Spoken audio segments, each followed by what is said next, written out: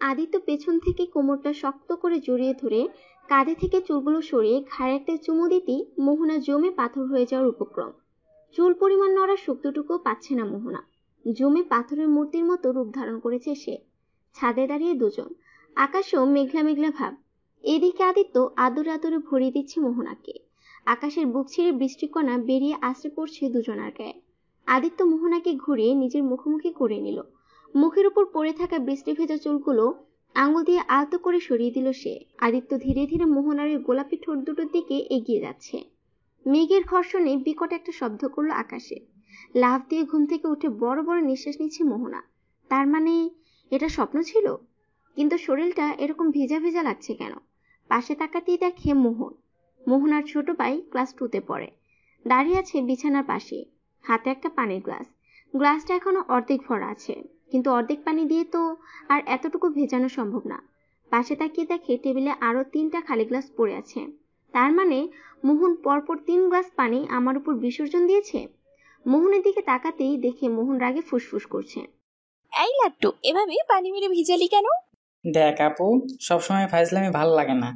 আমার একটা নাম আছে, আর আমি দেখতে হালকা মোটা হলেও আমায় এভাবে তোরা সবাই অপমান করতে পারিস না। পানি মেরে তো সব ভিজিয়ে দিলি, আবার উল্টা তেজ দেখাস। হ্যাঁ, কতক্ষণ ধরে ডাকছি, কয়টা বাজে? মরার মতো ঘুমাচ্ছিস, একের পর এক পানি মেরে যাচ্ছি, উঠার তোর নাম গন্ধ নেই। উল্টা বা কি সুন্দর মশরামশরি করছিস। আচ্ছা 1 মিনিট, তুই ঘুমের মাঝে কার সাথে কথা বলছিলি? মোহন এবার জিভ কামড়ে ওঠে। আল্লাহ গো, মোহন তাহলে সব শুনে ফেললো না তো আবার? আপু, আমি কিন্তু সবকিছুই শুনেছি। এখনই গিয়ে আদিত্য ভাইয়াকে সবকিছু বলছি। আরে আরে আমার সোনা ভাই, তুই না ভালো? ইস কত কিউট। বলছিলাম কি, এত ঢং না দেখিয়ে তাড়াতাড়ি বল। তুমি এতক্ষণ যা যা শুনেছো সবকিছু ভুলে যাবে, কেমন? বিনিময়ে কি পাবো? এই ধর 1 প্যাকেট চকলেট। যা, সবকিছু হজম করে নিলাম, কিন্তু এটা বেরিয়ে আসার আগে যেন চকলেটও হজম হয়। আচ্ছা আচ্ছা ঠিক আছে, তুই এখন যা। ফ্রেশ হয়ে এসে আয়নার সামনে বসে চুলগুলো হাত দিয়ে আঁচড় কাটছে মোহনা। মাঝে মাঝে আদিত্যর কথা মনে করে মুচকে হাসছে। আয়নায় নিজের ঠোঁট দুটোর দিকে তাকাতেই 2 হাত দিয়ে মুখটা ঢেকে নিল। ইস, কি লজ্জা! কত কাছে এসেছিল আদিত্য ভাইয়া। ধুর, ওই লাড্ডুর কারণে সবকিছু ভেস্তে গেল। এখন আবার গোটা 1 প্যাকেট চকলেটের দামও করায়, গন্ডায় উসুল করে নিবে। কিন্তু মিস্টার আদিত্য, আমার স্বপ্ন অতি দ্রুতই বাস্তবে রূপ নিতে যাচ্ছে। দেখি আমাকে কত দূরে ঠেলে রাখতে পারো। এবার সুপার গ্লুর মতো তোমার পিছনে লাগবো। আমার মিশন আমি কমপ্লিট করেই ছাড়বো। আমার ডাকে সাড়া দেওয়ার জন্য রেডি থাকো আদিত্য। হাতে 1 কাপ কফি নিয়ে ছাদে দাঁড়িয়ে গার্লফ্রেন্ড তৃষ্ণার সাথে কথা বলছে আদিত্য। মাঝে মাঝে কফির কাপে চুমু দিয়ে একটা মৃদু হাসি দিচ্ছে আদিত্য। হাতে 2 কাপ কফি নিয়ে আদিত্যের কাছে গেল কিছুক্ষণ কথা বলার উদ্দেশ্যে। দূর থেকে দেখে আদিত্য হাতে কফি নিয়ে ফোনে কথা বলছে। দূর, এখন আর লাভ নেই তার কাছে গিয়ে। অপেক্ষা করো চান্দু, আগে শুধু বিয়েটা হয়নি, তারপর যদি টাইট দিতে না পারি তাহলে আমার নামও মোহনা চৌধুরী না। সন্ধ্যায় মোহনা, অনিকা ও মোহন সামনে বসে আছে পড়ার টেবিলে। সামনে বসে টিচারের দায়িত্ব পালন করছে আদিত্য। বাবার কড়া নির্দেশ, সন্ধ্যেবেলায় তাদের সবাইকে কম করে 2 ঘন্টা পড়াতে হবে। অনিকা হলো আদিত্যের ছোট বোন, আর মোহন ও মোহনা হলো আদিত্যের ছোট কাকার সন্তান। আদিত্য পড়াচ্ছে 3 জনকে। মোহনা 1 হাত গালে দিয়ে হাঁ করে তাকিয়েছে আদিত্যের দিকে। হয়তো গালের ভেতর থেকে মশারা ভ্রমণ করে এলো, টের পাবে না মোহনা। অনিকা হালকা করে একটা কাশি দিতেই ধ্যান ভাঙে মোহনার। মোহন মুখ চেপে মিঠি মিঠি হাসছে। রাতে ছাদের কর্নিস ধরে দাঁড়িয়ে আছে আদিত্য। মোহনা গিয়ে পাশে দাঁড়ালো তার। আদিত্য মোহনার দিকে একবার তাকিয়ে পুনরায় নিস্তব্ধ শহরটার দিকে তাকিয়ে আছে। মোহনা বারবার আর চোখে তাকাচ্ছে। কি করে কথা শুরু করবে ভেবে পাচ্ছে না সে। কি রে, কিছু বলবি? না মানে, কি বলবি বলে ফেল। সত্যি করে বলো তো ভাইয়া, আমি দেখতে খারাপ? কে বলছে তোকে? মেরে নাক ফাটিয়ে দিব। তুই দেখতে খুবই সুন্দর। তাহলে তুমি কি আমার অনুভূতিগুলো একবারও বোঝার চেষ্টা করো না? তুমি কি বুঝছো না আমি তোমায় কত ভালোবাসি? আর কিছু বলবি? আমি না অসহ্য হয়ে গেছি। একটা মেয়ে কত বেহায়ামি করলে নিজের ভালোবাসা প্রকাশ করতে সক্ষম হয়। তুমি আমায় বারবার বকা দেওয়ার সত্ত্বেও কেন আমি সাজুগুজু করি তোমার সামনে পড়তে বসি? আমার সৌন্দর্য কি 1 মুহূর্তের জন্য তোমার চোখে ধরা পড়ে না? আমার কি ক্ষুদ্র ক্ষুদ্র পাগলামোগুলো 1 মুহূর্তের জন্য তোমার মনকে স্পর্শ করে না? তুই সত্যি একটা ছ্যাঁচড়া। ঘরের দিকে হাঁটা ধরলো আদিত্য। খোলা আকাশটার দিকে তাকিয়ে একটা দীর্ঘশ্বাস ফেললো মোহনা। ভালোবাসার মানুষের মুখ থেকে ছ্যাঁচড়া ডাকটা শোনা অনেকটাই কষ্টের, কিন্তু এখন মোটামুটি সয়ে গেছে তার।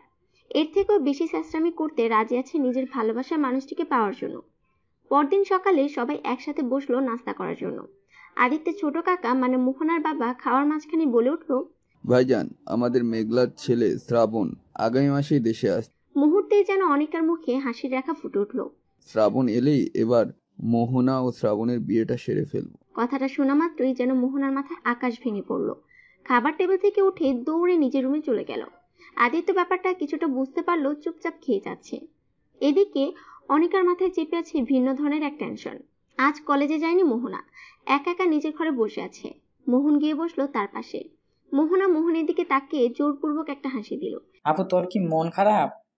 মোহনা ইচ্ছার বিরুদ্ধে বলল, না আমি ঠিক আছি। আর যাই বল, আমার না কি খুশি লাগছে তোর বিয়ের কথা শুনে। তুই একটা কাজ করতে পারবি? অবশ্যই পারবো, বল কি কাজ? তোর আদিত্য ভাইয়া কি একটু আমার কাছে ডেকে দিতে পারবি? ভাইয়া তো বাসায় নেই, আসলে বলবো। বিকেল হয়ে এলো, এখন আদিত্য আসেনি। সন্ধে মোহনা বেলকনিতে দাঁড়িয়ে আছে, পাশে অনিকা। অনিকা তুই এখন এখান থেকে যা, তো ভালো লাগছে না।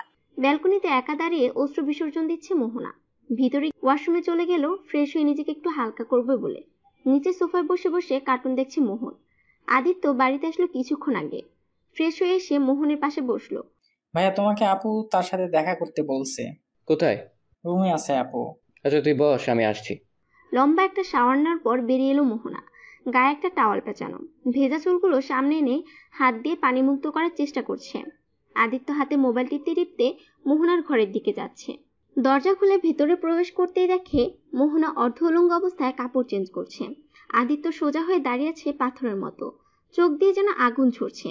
মোহনা দ্রুত কাপড় দিয়ে নিজের শরীর ঢেকে নিল। মোহনার লজ্জামাখা দৃষ্টিতে আদিত্যের দিকে তাকিয়ে আছে। বাহ, এইটা বাকি ছিল আর? ছি ছি ছি, আর কতটা নিচে নামবে তুই মোহনা? আমার ভাবতেও ঘৃণা হচ্ছে, তুই এই বাড়ির মেয়ে, শেষ পর্যন্ত কিনা নিজের শরীর দেখে আকৃষ্ট করতে চাচ্ছিস আমায়। আরে তুই তো অভিনয় পতিতাদেরও হার মানাবি। ভাইয়া প্লিজ আমার কথাটা। চুপ, তোর মুখ থেকে কোনো কথা শোনার বিন্দুমাত্র ইচ্ছেও আমার নেই। কি ভেবেছিলি তুই মোহনকে আমার কাছে পাঠাবি আর তুই সবকিছু দেখানোর জন্য প্রস্তুত থাকবি, আর আমি এসেই তোর প্রতি আকৃষ্ট হয়ে যাব? না জানি এর আগে আর কত ছেলেকে পটানোর জন্য এসব করেছিস। ছি। ভাইয়া প্লিজ চুপ করো। কেন গায়ে লাগে? তোকে তো এখন আমার কাকার মেয়ে বলতেও ঘৃণা হচ্ছে। আচ্ছা তোরা কি করে পারিস ছেলেদের ফাঁসানোর জন্য এভাবে নিজের শরীর দেখিয়ে বেড়াতে? প্লিজ ভাইয়া চুপ করো, আমি আর নিতে পারছি না। তোকে যেন কারণে অকারণে আর কখনো আমার দুই চোখের সামনে না দেখি। কয়দিন পর তোর সাথে শ্রাবণের বিয়ে, আর তুই কি না? ছি, এভাবে রাস্তায় গিয়ে দাঁড়া, অনেক ছেলে পাবি, বেয়াদব মেয়ে কোথাকার। আদিত্য দ্রুত পায়ে বাইরে চলে গেল। নিজের ঘরের দিকে অগ্রসর হচ্ছে আদিত্য, খুব দ্রুত পায়ে। যে কেউ দেখলে বুঝে যাবে যে প্রচন্ড রেগে আছে সে। মোহন আদিত্যের দিকে তাকিয়ে দেখে খুব রেগে আছে সে। কিন্তু এমন কি হলো যার কারণে ভাইয়া এত রেগে গেল? ভাইয়াকে তো কখনো এ বেশে দেখিনি, ব্যাপারটা কি? না, গিয়ে দেখে আসি। মোহন গিয়ে দরজার সামনে দাঁড়ালো। দেখে আদিত্য দুই পায়ে ফ্লোরে ছাড়িয়ে দিয়ে বিছানায় বসে আছে। মোহন গিয়ে তার পাশে দাঁড়ালো। ভাইয়া কি হয়েছে, তোমায় এত অস্থির দেখাচ্ছ কেন? আদিত্যা রাগের দৃষ্টিতে মোহনের দিকে তাকায়। ভাইয়া বলো না কি হয়েছে। এখান থেকে যা। প্লিজ ভাইয়া বলো না। তুই কি যাবি নাকি কান বরাবর দুইটা থাপ্পড় খেয়ে তারপর যাবি? মোহন মাথা নিচু করে সেখান থেকে চলে গেল। মোহনা কোনোভাবে শাড়িটা পরে খাটের এক কোণে ফ্লোরে বসে বসে কাঁদছে। অনেক আগে একবার শাড়ি পরেছিল সে, তাও আবার তার মা পরিয়ে দিয়েছিল। আজ ভাবলো শাড়ি পরে আদিত্যের সামনে যাবে, তার আগে এত কিছু। মোহন গিয়ে দরজার সামনে দাঁড়িয়ে বলল, আপু আসবো? মোহন মাথা তুলে মোহনের দিকে তাকায়। তার রাগ এবার আরো দ্বিগুণ হয়ে গেছে, কারণ মোহনের জন্যই এত কিছু। মোহন এসে তার পাশে দাঁড়ালো। মোহনা বসা থেকে উঠে মোহনের গালে একটা চড় বসিয়ে দেয়। ছোট মোহন তাল সামলাতে না পেরে ফ্লোরে ছিটকে পড়ে। মোহনা রাগে ফুসফুস করছে। থাপ্পড়টা এতই জোরে ছিল 5 আঙ্গুলের দাগ স্পষ্ট ফুটে উঠেছে। মোহন গালে হাত দিয়ে কান্না করতে করতে সেখান থেকে চলে গেল। ছাদের এক কোণে বসে বসে কাঁদছে মোহন। ওইদিকে মোহনা আদিত্যের কথায় যতটা কষ্ট পায়নি তার চেয়েও বেশি পাচ্ছে মোহনকে থাপ্পড় দিয়ে। তার একটা মাত্র ভাই, তার যে কলিজার এক অংশ। হাতটা বারবার টেবিলের সাথে বাড়িয়ে দিচ্ছে মোহনা। কেন সে মোহনকে থাপ্পড় দিল? এই হাত আর রাখবো না, শেষ করে দিব এই হাত। ছাদের একপাশে বসে মোহন এখনো টিপ টিপ করে চোখের পানি ফেলে যাচ্ছে। মোহন নিজে বুঝতে পারছে না কেন আপু আমায় মারলো। আপু তো আমাকে এভাবে কখনো মারেনি, কতটা ভালোবাসে আপু আমায়। অনিকা গিয়ে মোহনের পাশে বসলো। কি রে, তুই কাঁদছিস কেন? বল আমাকে। আপু আমাকে মারছে। কি? কেন? আমি জানি না, ভাইয়ার কাছে গেলাম সে আমাকে বকে তাড়িয়ে দিল। আপুর কাছে গেলাম সে আমাকে থাপ্পড় দিয়ে তাড়িয়ে দিল। এদিকে আয় আমার সাথে। অনিকা মোহনের হাত ধরে টানতে টানতে নিয়ে গেল মোহনার রুমে। মোহনা, এসব কি? এত ছোট বাচ্চাকে কেউ এভাবে মারে? গালের মধ্যে এখনো দেখ 5 আঙ্গুলে দাগ বসে আছে। মোহনা দৌড়ে গিয়ে মোহনকে জড়িয়ে ধরে কেঁদে দিল। খুব লেগেছে তাই না? স্যার আমাকে, তোর সাথে আর কোনো কথা বলবো না আমি, তোর সাথে আমার আরই। মোহনা এবার আরো শক্ত করে জড়িয়ে ধরে মোহনকে। প্লিজ আমায় ক্ষমা করে দে, আর কখনো তোকে এভাবে মারবো না। ভাইয়ের কাছে গেলাম, সেও বকে তাড়িয়ে দিল। তোর কাছে আসলাম, তুইও মারলি। আমি কি এতই পোষা হয়ে গেছি? রাতে খাবার শেষে নিজের রুমে বসে আছে মোহনা। খাবার খাওয়ার কোনো ইচ্ছেই ছিল না। না খেলেও মা কানের কাছে বকবক করবে কারণটা জানার জন্য, তাই এত ঝামেলা না করে হালকা খেয়ে নিজের রুমে বসে আছে। নিজে ফোনে কথা বলছে শ্রাবণের সাথে মোহনার মা অন্তরা বেগম। সিঁড়ি দিয়ে উঠে মোহনার রুমের দিকে অগ্রসর হচ্ছে সে। হবু শাশুড়ির কাছে হবু বউয়ের সাথে কথা বলার ইচ্ছে পেশ করলো শ্রাবণ। অন্তরা বেগম মোহনার রুমের দিকে এগিয়ে যাচ্ছে, আর ওইদিকে অনিকার বুকটা দুমড়ে মুচড়ে শেষ হয়ে যাচ্ছে। অন্তরা বেগম রুমে গিয়ে দেখে বাইরের দিকে বৃষ্টি দিয়ে ব্যালকনিতে দাঁড়িয়ে আছে মোহনা। অন্তরা বেগম একটা মুচকি হাসি দিয়ে মোহনার পাশে গিয়ে দাঁড়ায়। এই নে, শ্রাবণ কথা বলবে তোর সাথে। তাকিয়ে আছিস কেন? ধর। অন্তরা বেগম মোহনার হাতে ফোন তুলে দিয়ে সেখান থেকে চলে গেল। হ্যালো। আরে ম্যাডাম জি, কেমন আছেন? বলছিলাম হবু বড়টার খোঁজখবর কি একটু নেওয়া যায় না? আছি ভালোই। কি মন খারাপ? সমস্যা নেই, বিয়ের পর অলওয়েজ তোমার মনকে খুশি রাখার দায়িত্ব আমার। মোহনা একটু বিরক্তিকর সহকারে ফোনটা কেটে দিল। টেবিলে ফোনটা রেখে শুয়ে পড়লো। পরদিন সকালে মোহনকে নিয়ে বেরোলো মোহনা। সামান্য কিছু কেনাকাটা করতে হবে। গাড়ি থেকে নেমে শপিং মলের সামনে দাঁড়ালো দুইজন। তার একটু দূরে আদিত্য তৃষ্ণার হাত ধরে বের হচ্ছে একটা রেস্টুরেন্ট থেকে। আপু দেখো তো, মেয়েটার হাত ধরে রেস্টুরেন্ট থেকে যে বের হচ্ছে সে আদিত্য ভাইয়া না? মোহনার দুই হাত বিছানা চেপে ধরে ঠোঁটজোড়া দখল করে নিল আদিত্য। অনেকক্ষণ ধরে ঠোঁটের উপর শাসন চালালো সে। আদিত্য ঠোঁট ছেড়ে ক্রমশ গলায় মুখ ডুবিয়ে দিল। গভীরভাবে কিস করে যাচ্ছে তাকে। মাঝে মধ্যে দাঁত দিয়ে চেপে ধরছে মোহনার চামড়া। মোহনার প্রাণ যায় যায় অবস্থা, কিন্তু কোনো বাধা দিচ্ছে না সে, কারণ অনেক কষ্টের পর সে তার ভালোবাসাকে নিজের করে পেয়েছে। এরকম আরো হাজারো কষ্ট সহ্য করতে রাজি আছে সে। আজ যে তার বাসর রাত, আদিত্যের ইচ্ছে বিয়েটা হয়েছে। ইস, ভাবতেই বিছানা ছেড়ে নাচতে ইচ্ছে করছে। কিছুক্ষণ পর দরজায় ঠকঠক আওয়াজে ঘুম ভেঙে যায় তার। খুঁজতে থাকে নিজের পাশে আদিত্যকে। ফুলে ফুলে সাজানো ঘরটাও যেন মুহূর্তে পূর্বের রূপ ধারণ করেছে। এটাও স্বপ্ন ছিল না তো আবার? আরে হ্যাঁ, এটাও তো স্বপ্ন ছিল। তার মানে এই দিনটা দেখার জন্য তাকে আরো কষ্ট করতে হবে, আবার সেই বেহায়াত চেষ্টা উপাধিটা পেতে হবে তাকে। কবে যে এই স্বপ্নটা বাস্তবে রূপ নেবে, কবে পাবো এই স্বপ্নের ছোঁয়াটা? সকালে আদিত্যকে সেই মেয়েটার সাথে দেখে সোজা বাড়ি চলে আসে মোহনা। দরজা বন্ধ করে সেই সকাল থেকেই কেঁদে যাচ্ছে মোহনা। দুপুরে খাবার শেষে একা দরজা বন্ধ করে শুয়েছিল মোহনা। শুয়ে থাকার মাঝেই চোখ দুটো লেগে আসলো তার। এর মাঝেই বিয়ে আর হাফ বাসর শেষ করে ফেললো সে। ওদিকে পূর্বের চেয়েও জোরে জোরে দরজায় টোকা দিতে লাগলো বাইরে দাঁড়িয়ে থাকা লোকটা। মোহনা ধীর পায়ে দরজার দিকে অগ্রসর হচ্ছে, সে মনে একরাশ বিরক্ত নিয়ে। এত সুন্দর ঘুমটা নষ্ট করে ফেললো। দরজা খুলতেই আদিত্য রুমে ঢুকিয়ে দরজা বন্ধ করে ফেলে। মোহনা ভ্যাবাচাকা খেয়ে আদিত্যের দিকে তাকিয়ে আছে। এটাও স্বপ্ন নয় তো আবার? আদিত্য এক পা করে এগিয়ে আসছে মোহনার দিকে। চোখে মুখে আগুনের ফুলকি। মনে হচ্ছে এই আগুনে ভস্ম করে দিবে মোহনাকে, জ্বলে পড়ে ছাই করে ফেলবে আজ। আদিত্যের চোখে মুখে রাগ দেখে ভয়ে এক পা করে পিছাচ্ছে। আদিত্য এক পা করে এগোচ্ছে, মোহনা এক পা করে পিছাচ্ছে। দেওয়ালের সাথে পিঠ থেকে যায় মোহনা। আদিত্য দুই হাত দুই দিকে দিয়ে মোহনাকে হাত বন্দি করে ফেলে। মোহনা ড্যাব ড্যাব করে তাকিয়ে আছে আদিত্যের দিকে। বুঝতে বাকি নেই কেন আদিত্য এত রেগে আছে। কারণ সকালে বাড়িতে এসে আদিত্যের কথা বলে দিয়েছিল সবাইকে। সমস্যা কি তোর? কই? চুপ, একদম চুপ। আমি তোর বয়ফ্রেন্ড নাকি জামাই? চুপ করে আছিস কেন? আমি তোর বয়ফ্রেন্ড না। বিয়ে করা জামাই না। তাহলে আমি যার সাথে রেস্টুরেন্টে, শপিং মলে, যে কোনো জায়গায় যাই, তোর সমস্যা কোথায়? চুপ করে আছিস কেন? তো তোমাকে অন্য কারোর সাথে দেখলে আমার সহ্য হয় না, তাই। ভাবছিলাম কালকের কথাগুলো তোর মধ্যে বিন্দুমাত্র পরিবর্তন আনবে, কিন্তু তুই যে এত বেহায়া তা আমার জানা ছিল না। শুনে রাখ, তৃষ্ণা আমার গার্লফ্রেন্ড, আর আমি বিয়ে করলে ওকেই করব। She is my heart. আর কয়েকদিন পর তোর সাথে শ্রাবণের বিয়ে। এসব ব্যাপার মাথা থেকে ঝেড়ে ফেলে দিয়ে নিজেকে প্রস্তুত কর।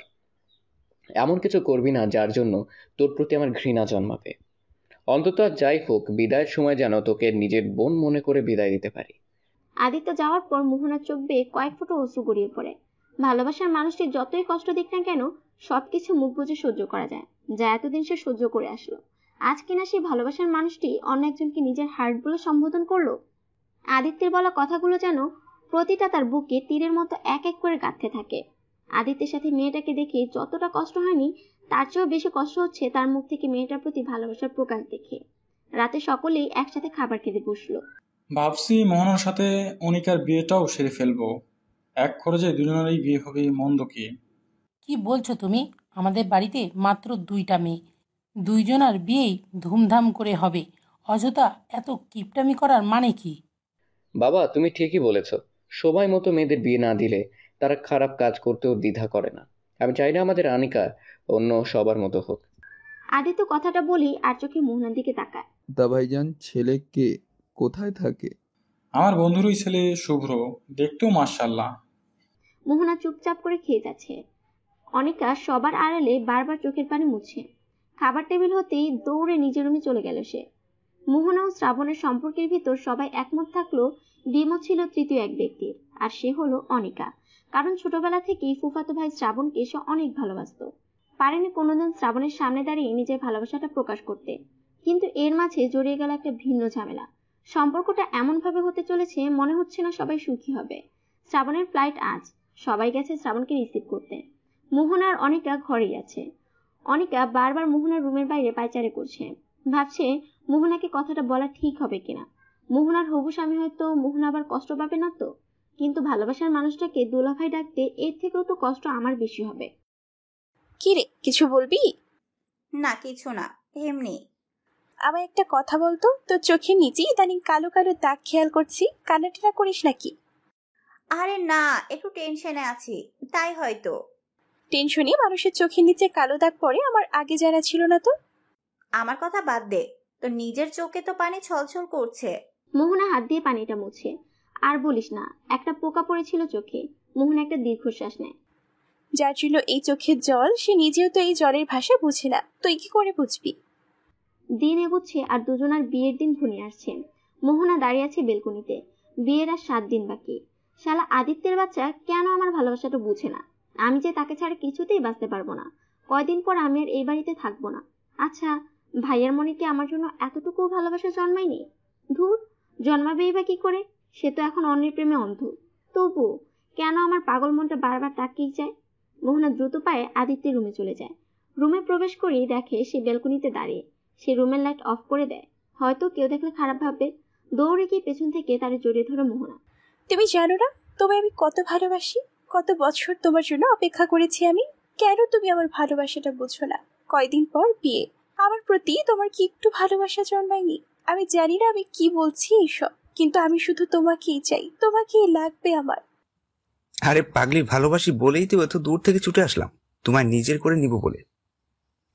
তোমায় দেখতে আসলাম, যাকে বিয়ে করব তাকে না দেখলে কি হয়? মোহনা একটু চমকে ওঠে, কারণ এটা আদিত্যের ভয়েস নয়। মোহনা তাকে ছেড়ে একটু দূরে সরে যায়। পেছনে ঘুরে শ্রাবণ মোহনার দিকে তাকিয়ে একটা মুচকি হাসি দেয়। সেই ছোটবেলায় দেখেছিলাম তোমায়, আর কয়েকদিন আগে তোমার ছবি দেখেছিলাম, যার কারণে আমি নতুন করে তোমার প্রেমে পড়েছি। মোহনা সেখান থেকে দৌড়ে নিজের ঘরে চলে যায়। ছি ছি, এতক্ষণ আমি কাকে এসব বললাম? শ্রাবণ ভাইয়াকে? যতই কিছু হোক, আমি বজ্জারটাকে কিছুতেই বিয়ে করছি না। বিয়ের দিন ঘনিয়ে আসছে, কার্ড দেওয়া শেষ। আদিত্য হাতে একটা কার্ড নিয়ে তৃষ্ণার বাসায় গেল। তার 2 বোনের বিয়ে, আর এবারের বড় ভবিষ্যৎ বউটাকেই যদি না জানাই তাহলে কি হয়? তৃষ্ণাকে কিছু জানায়নি, কারণ আজ প্রথম আদিত্য তৃষ্ণার বাড়ি যাচ্ছে। ভাবলো একটা সারপ্রাইজ দিবে। তৃষ্ণার বাড়িতে পৌঁছে গেল সে। সদর দরজা খোলাই ছিল। ভেতরে গিয়ে দেখে কেউ নেই, হয়তো উপরে আছে। সে বিয়ের কার্ডও একটা বুকে নিয়ে সিঁড়ি বেয়ে উপরে উঠছে। তৃষ্ণার রুমের দরজার পাশে দাঁড়াতেই তার হাত থেকে কার্ড ও ফুলগুলো পড়ে গেল। পা দুটো যেন অবশ্যই আছে। এটা কি তৃষ্ণা? অর্ধলঙ্গ অবস্থায় আরেকজনের কোলে মাথা রেখে শুয়ে আছে। তৃষ্ণাকে এভাবে দেখে যতটাই না অবাক হচ্ছে, তার চাইতে বেশি অবাক হচ্ছে শুভ্রকে দেখে, যে কিনা তার একমাত্র ছোট বোন অনিকার হবু বর। নিজের গার্লফ্রেন্ড তৃষ্ণাকে অন্য একটা ছেলের সাথে অর্ধলঙ্গ অবস্থায় দেখে হাত পা দুটো অবশ্যই আসছে আদিত্যের। তার চেয়েও বেশি অবাক হচ্ছে তৃষ্ণার সাথে নিজের একমাত্র ছোট বোন অনিকার হবু বর শুভ্রকে দেখে। মাথা হ্যাং হয়ে আসছে তার। পুরো মাথাটা যেন মুহূর্তে পাথরে রূপ নিয়েছে। মাথায় কিছু ঢুকছে না। তৃষ্ণাকে সারপ্রাইজ দিতে এসে সে নিজেই যে এত বড় সারপ্রাইজ হয়ে যাবে তা ছিল ভাবনার বাইরে। যাকে সে তার নিজের বউ বানানোর স্বপ্ন দেখেছিল, আজ কিনা সে অন্য একটা কোলে মাথা রেখে নিজের চাহিদা মেটাতে ব্যস্ত হয়ে পড়েছে। রিলেশনের 1 বছরে আদিত্য এক মুহূর্তের জন্য বুঝতে পারেনি তৃষ্ণা এতটা নোংরা। নিজের বেলায় এমন দোখাটা সে নিতে না পারলেও এর সাথে জড়িয়ে আছে নিজের ছোট বোন অনিকার জীবনটা। না, আমি জেনে শুনে নিজের বোনটাকে কোনোভাবেই জাহান্নামে নিক্ষেপ করতে পারি না। অনিকা তার একমাত্র আদরের ছোট বোন, আর কোনো ভাই চাইবে না এরকম একটা ছেলের সাথে নিজের বোনের বিয়ে দিতে। কিন্তু বাড়িতে আদিত্যের বাবা আহান চৌধুরীর মুখের ওপর কথা বলার সাহস কারোরই নেই। সে যা একবার বলবে তাই করবে। নিজের বাবার চোখে শুভ্র খুবই ভালো ছেলে, যা এতদিন আদিত্য নিজেও বিশ্বাস করত। আদিত্য ভালোই বুঝতে পেরেছে মুখের কথা তার বাবাকে কিছুতেই বিশ্বাস করানো যাবে না। শুভ্র এতটা খারাপ ছেলে। ভাবলো ফোনে সম্পূর্ণ কিছু ভিডিও করে রাখতে, কিন্তু ছেলে হয়ে বাবাকে কিভাবে এটা দেখাবে সে? কিন্তু এর সাথে জড়িয়ে আছে নিজের ছোট বোনের জীবনটা। তার যাই হোক, তার ছোট বোনের জীবনটা নষ্ট হতে দিবে না কিছুতেই। ফোন বের করে সে সবকিছু ভিডিও করতে লাগলো। আচ্ছা, তুমি যে সব সময় আমার এত কাছে আসো, আমায় বিয়ে করে ফেললেই তো হয়, আর লুকিয়ে প্রেম করতে হবে না।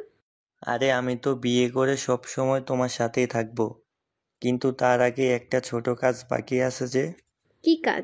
আমার বাবার বন্ধুর মেয়েকে বিয়ে করছি কয়েকদিন পর, খুবই বড় লোক। কি? তাহলে আমার কি হবে?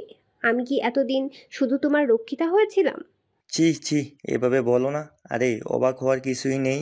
বিয়ের পর তার সব কিছু নিজের করে নিয়ে তাকে ডিভোর্স দিয়ে তোমায় নিয়ে দেশের বাইরে চলে যাব। হুশ। তুমি যা করবা তাড়াতাড়ি করো।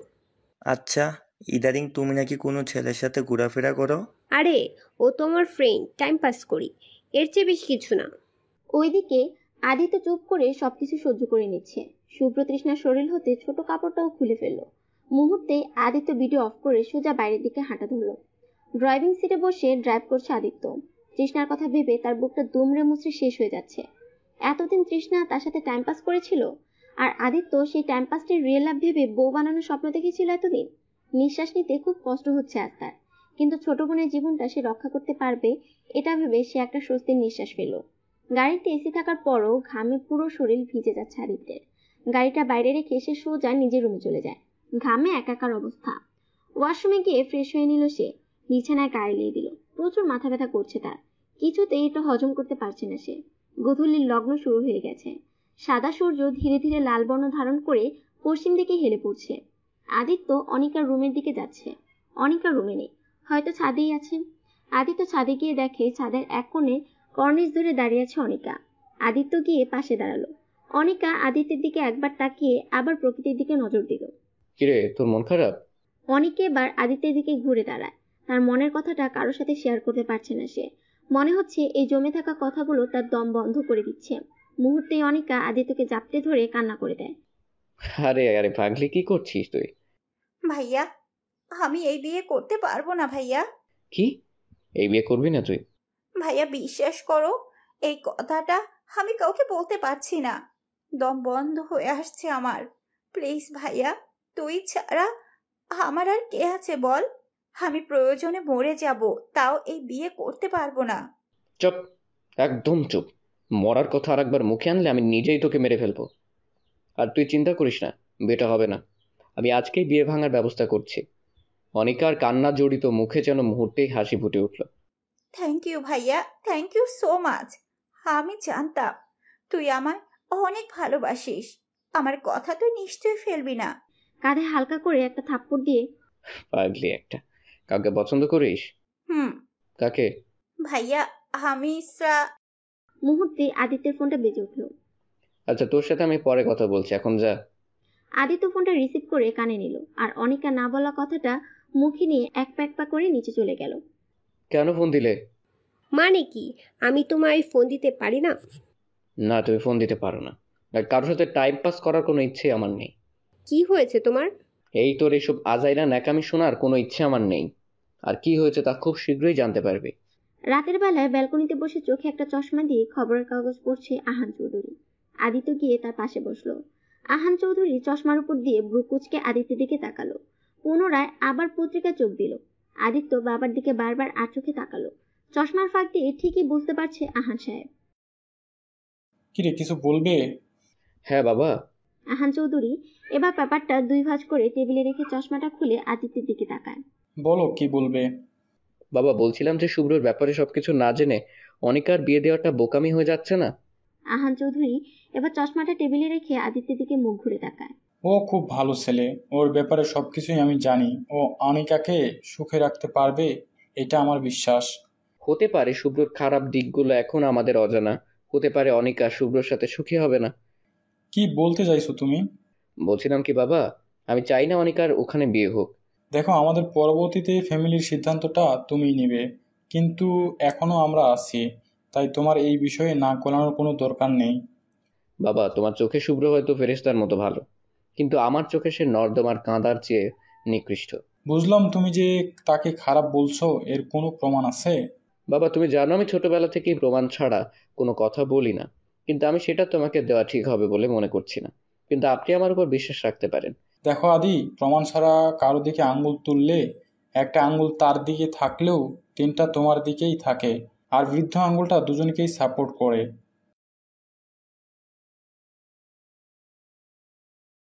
আহান চৌধুরী আবার চশমা পরে পত্রিকায় নজর দিলেন। আদিত্য ফোনটা অন করে টেবিলে রেখে সেখান থেকে চলে যায়। আহান সাহেব সেই দিকে কোনো চোখ না দিয়ে পত্রিকা পড়তে থাকে। হঠাৎ ফোনে শুভ্রর কণ্ঠ শুনতে পেয়ে চমকে ওঠে আহান চৌধুরী। পত্রিকাটা একপাশে রেখে ফোনটা হাতে তুলে নেয় আহান চৌধুরী। ভিডিওতে নেগেটিভ অংশগুলো বের করা, বাকি সবই ঠিকঠাক। ফোনে স্পর্শ দেখতে পায় শুভ্র চেহারা। আহান চৌধুরী কপাল কুঁচকে বারবার ঘামগুলো মুছতে থাকে। রাতে আহান চৌধুরী ফোন করে শুভ্র তার বাবাকে নিয়ে আসে তাদের বাড়ি। এই নিয়ে বেশ কথা কাটাকাটি হয় দুজনের মাঝে। যখনই ভিডিওটি শুভ্রর বাবার হাতে দেওয়া হয়, কিছুক্ষণ পরেই শুভ্রর গালে একটা চড় বসিয়ে দেয় তার বাবা। ফোনটা ফ্লোরে আছড়ে ফেলে শুভ্রর কলার ধরে টানতে টানতে নিয়ে যাচ্ছে। পেছন থেকে আহান চৌধুরী ডাক দিয়ে বলে, এক্সকিউজ মি, ফোনটার দাম 1.5 লক্ষ টাকা। ওকে, আমি আপনার অ্যাকাউন্টে 2 লক্ষ টাকা পাঠিয়ে দিচ্ছি। আদিত্য আহান চৌধুরীর কাঁধে হাত রেখে বলে, বাবা, এখানে আপাতত কিপটামিটা না করলেও হতো। মাঝরাতে ছাদে দাঁড়িয়ে সিগারেটের ধোঁয়ায় কষ্টগুলো পুড়ে ছাই করে দিচ্ছে আদিত্য। অনিকা গিয়ে কাঁধে হাত রাখতেই দেখে আদিত্যের হাতে সিগারেট। এর আগে আদিত্য কখনোই স্মোক করতে দেখেনি সে। আদিত্যের হাত থেকে সিগারেটটা নিয়ে পা দিয়ে পিষে ফেলে আনিকা। প্লিজ আমায় বাধা দিস না। শুনলাম মানুষ ছ্যাঁকা খেলে সিগারেট খায়, তুইও খেলি নাকি ভাইয়া? এখান থেকে যা তো। তুই আর কখনো খাবি না এটা। অনিকের বিয়ে ভেঙে গেল আজ মোহনা বিয়ে। বাড়িটা খুব সুন্দরভাবে সাজানো হয়েছে। বড় ছেলে হিসেবে সবকিছু সামলাচ্ছে আদিত্যই। আজ মোহনার বিয়ে চলে যাবে সে অন্যের ঘরে, এটা ভেবে কেমন জানি লাগছে আদিত্যে। কাল রাতে মোহনা আদিত্যের কাছে এসে অনেক আকুতি মিনতি করল, হাত দুটো ধরে বলল প্রয়োজনে সারা জীবন সে তার গোলাম হয়ে থাকবে, তবু আদিত্যকে ছাড়া বাঁচবে না মোহনা। আদিত্য মান সম্মানের কথা চিন্তা করে হ্যাঁ বা না এর মাঝামাঝি উত্তর দিতে গিয়ে না বলে দিল। তবে কেন তারা যেমন লাগছে? বিয়ের আসরে বধূ সেজে বসে আছে মোহনা, পাশেই শ্রাবণ বর সেজে। মোহনা বারবার আদিত্যের দিকে করুণ চোখে তাকাচ্ছে। আদিত্যের চোখে তা ধরা পড়লেও আজ আর কিচ্ছু করার নেই। মোহনার ছোট ভাই মোহনও সেখানে দাঁড়িয়ে। মোহনার হাতের দিকে তাকাতে মোহন চমকে ওঠে। কাল রাত তো মোহনাকে অনেক কাঁদতে দেখেছে মোহন। হঠাৎ মোহন সবার সামনে চেয়ারের উপর দাঁড়িয়ে যায়। এই বিয়ে হবে না। সবাই হাঁ করে তাকিয়ে আছে মোহনের দিকে, উত্তর খোঁজার চেষ্টায়। পিচ্চিটার মুখে হঠাৎ এমন আশ্চর্যমূলক কথা শুনে এক মুহূর্তের জন্য থমকে যায় সবাই। নিস্তব্ধে ভরা পুরো বাড়ি। বাইরে থেকে মনে হবে এই বাড়িতে কেউ নেই বুঝি। তখনই মোহনের মা এসে তার কান টেনে ধরে। এত পাকা পাকা কথা কোথায় শিখলে? কখন কোথায় ফাইজলামি করতে হয় এটাও জানিস না? দেখো, আমি মোটেও ফাইজলামি করছি না।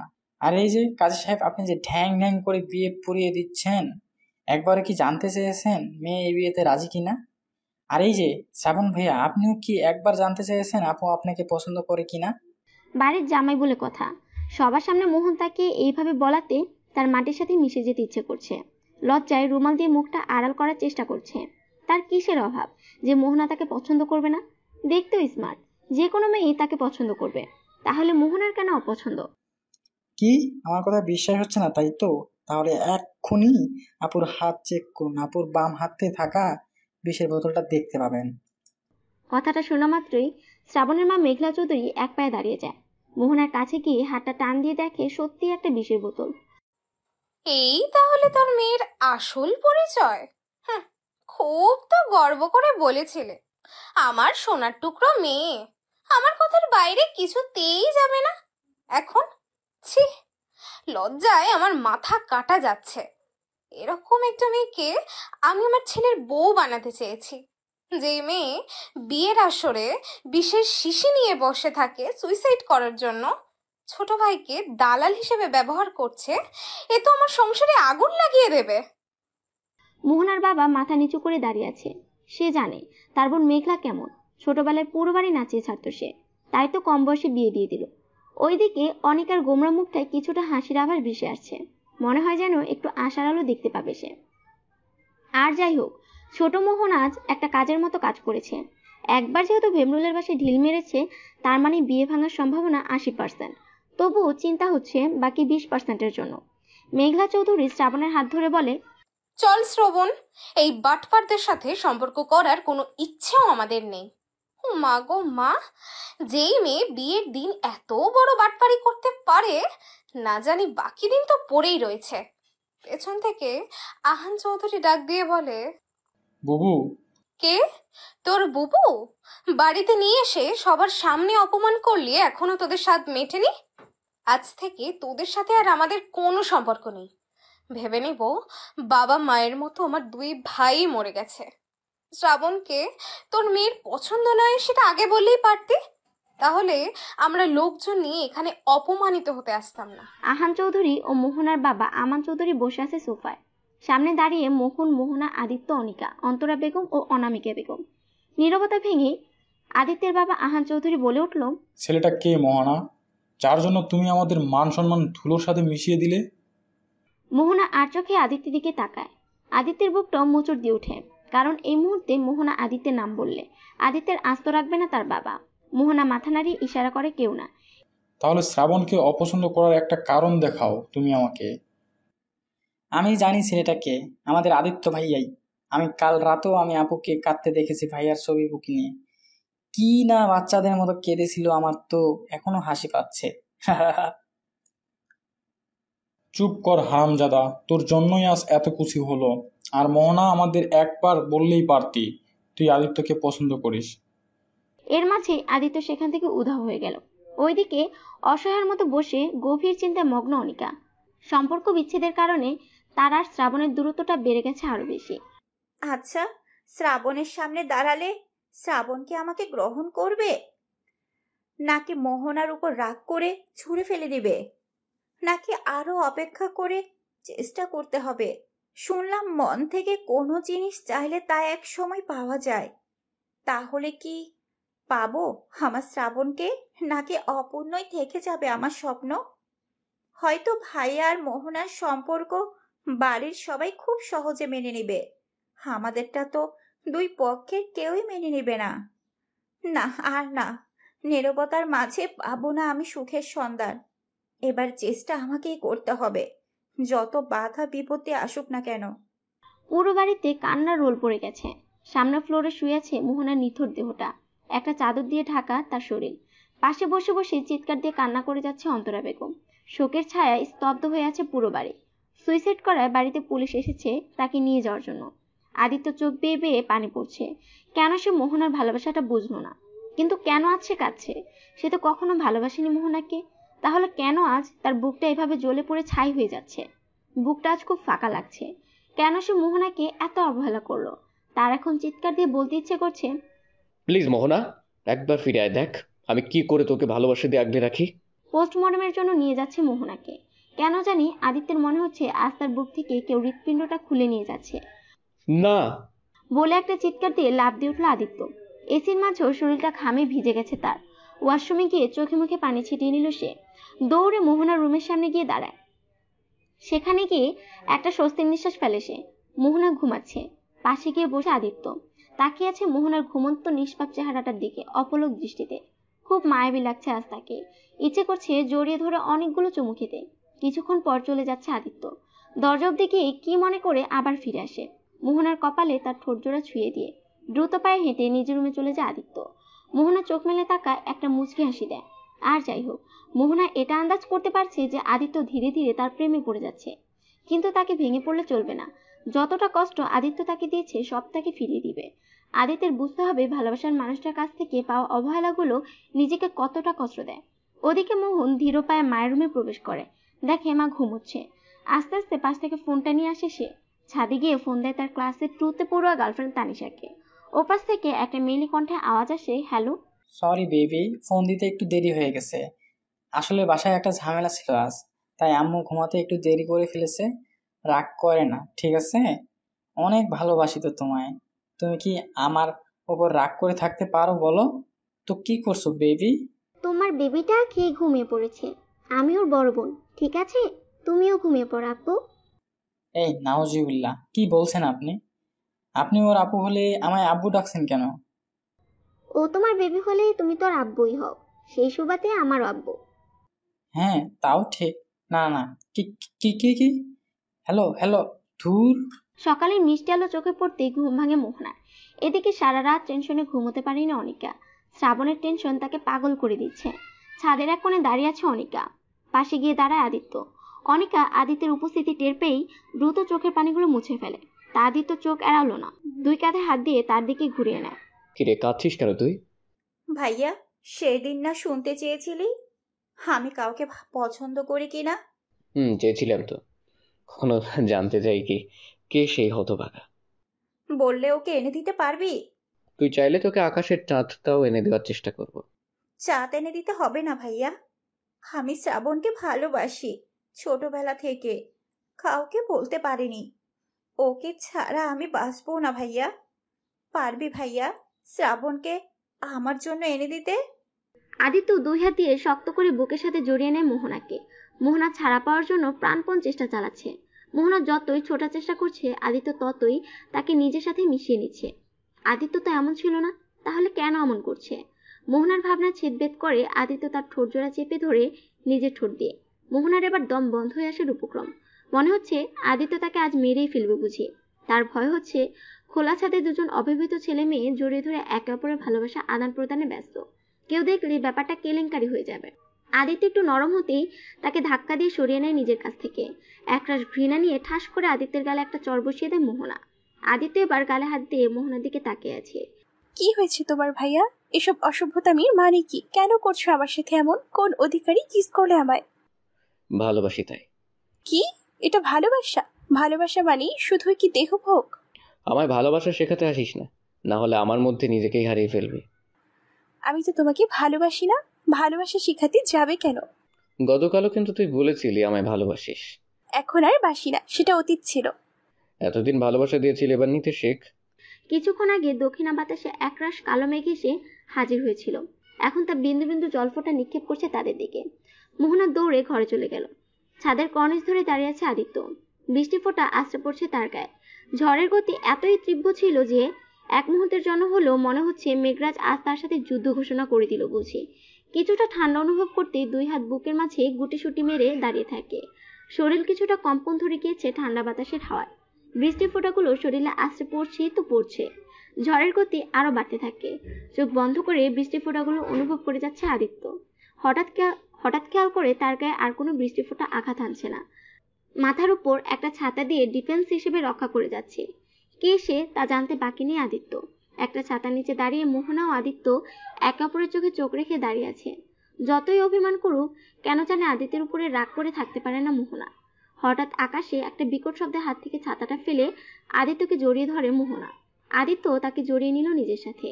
একে অপরকে জড়িয়ে ধরে দাঁড়িয়ে আছে ছাদে। বৃষ্টির প্রতিটা ফোঁটা যেন ফুলের মতো আছড়ে পড়ছে তাদের শরীরে। নবজাগরিত ভালোবাসার অভিনন্দন জানাচ্ছি দুজনকে। বিকেলে শ্রাবণের রুমে বসে আছে আদিত্য আর শ্রাবণ। মেঘলা চৌধুরী একটা কাজে বাইরে গেছে। ফিরে আসার আগে আদিত্য চলে যাবে। দেখলে হয়তো সিনক্রেট করতে পারে। সেখানে শ্রাবণকে সবকিছু খুলে বলল আদিত্য। শ্রাবণ নিচের দিকে তাকিয়ে আছে। কি বলবে ভেবে পাচ্ছে না সে। আদিত্যের মুখে অনিকার ব্যাপারে যা শুনলো তাতে শ্রাবণের মনে হলো অনিকে তাকে প্রচন্ড ভালোবাসে। এরকম মেয়ে তার ভালোবাসা পাওয়ার যোগ্য। দেখতেও যথেষ্ট সুন্দরী। কিন্তু সে জানে মেঘলা চৌধুরী এটা কিছুতেই মেনে নেবে না। তার জেদ সম্পর্কে শ্রাবণের যথেষ্ট ধারণা আছে। একবার যা বলবে তাই করবে। আদিত্য শ্রাবণের দিকে চেয়ে আছে উত্তরের অপেক্ষায়। মুহূর্তে রুমে প্রবেশ করল মেঘলা চৌধুরী। তাকে দেখে আদিত্য বসা থেকে উঠেই দাঁড়িয়ে যায়। হয়তো এখন মেঘলা চৌধুরী তার সাথে সিনক্রেট করবে।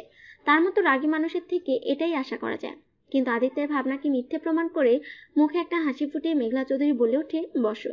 আদিত্য একটু অবাক দৃষ্টিতে তাকিয়ে পুনরায় বসে পড়ল। তোমাদের কথোপকথনগুলো আমি সবটাই শুনলাম, আর আমার মনে হয় অনিকাই আমার ছেলের জন্য পারফেক্ট। আদিত্য এখনো অবাক দৃষ্টিতে তাকিয়ে আছে মেঘলা চৌধুরীর দিকে।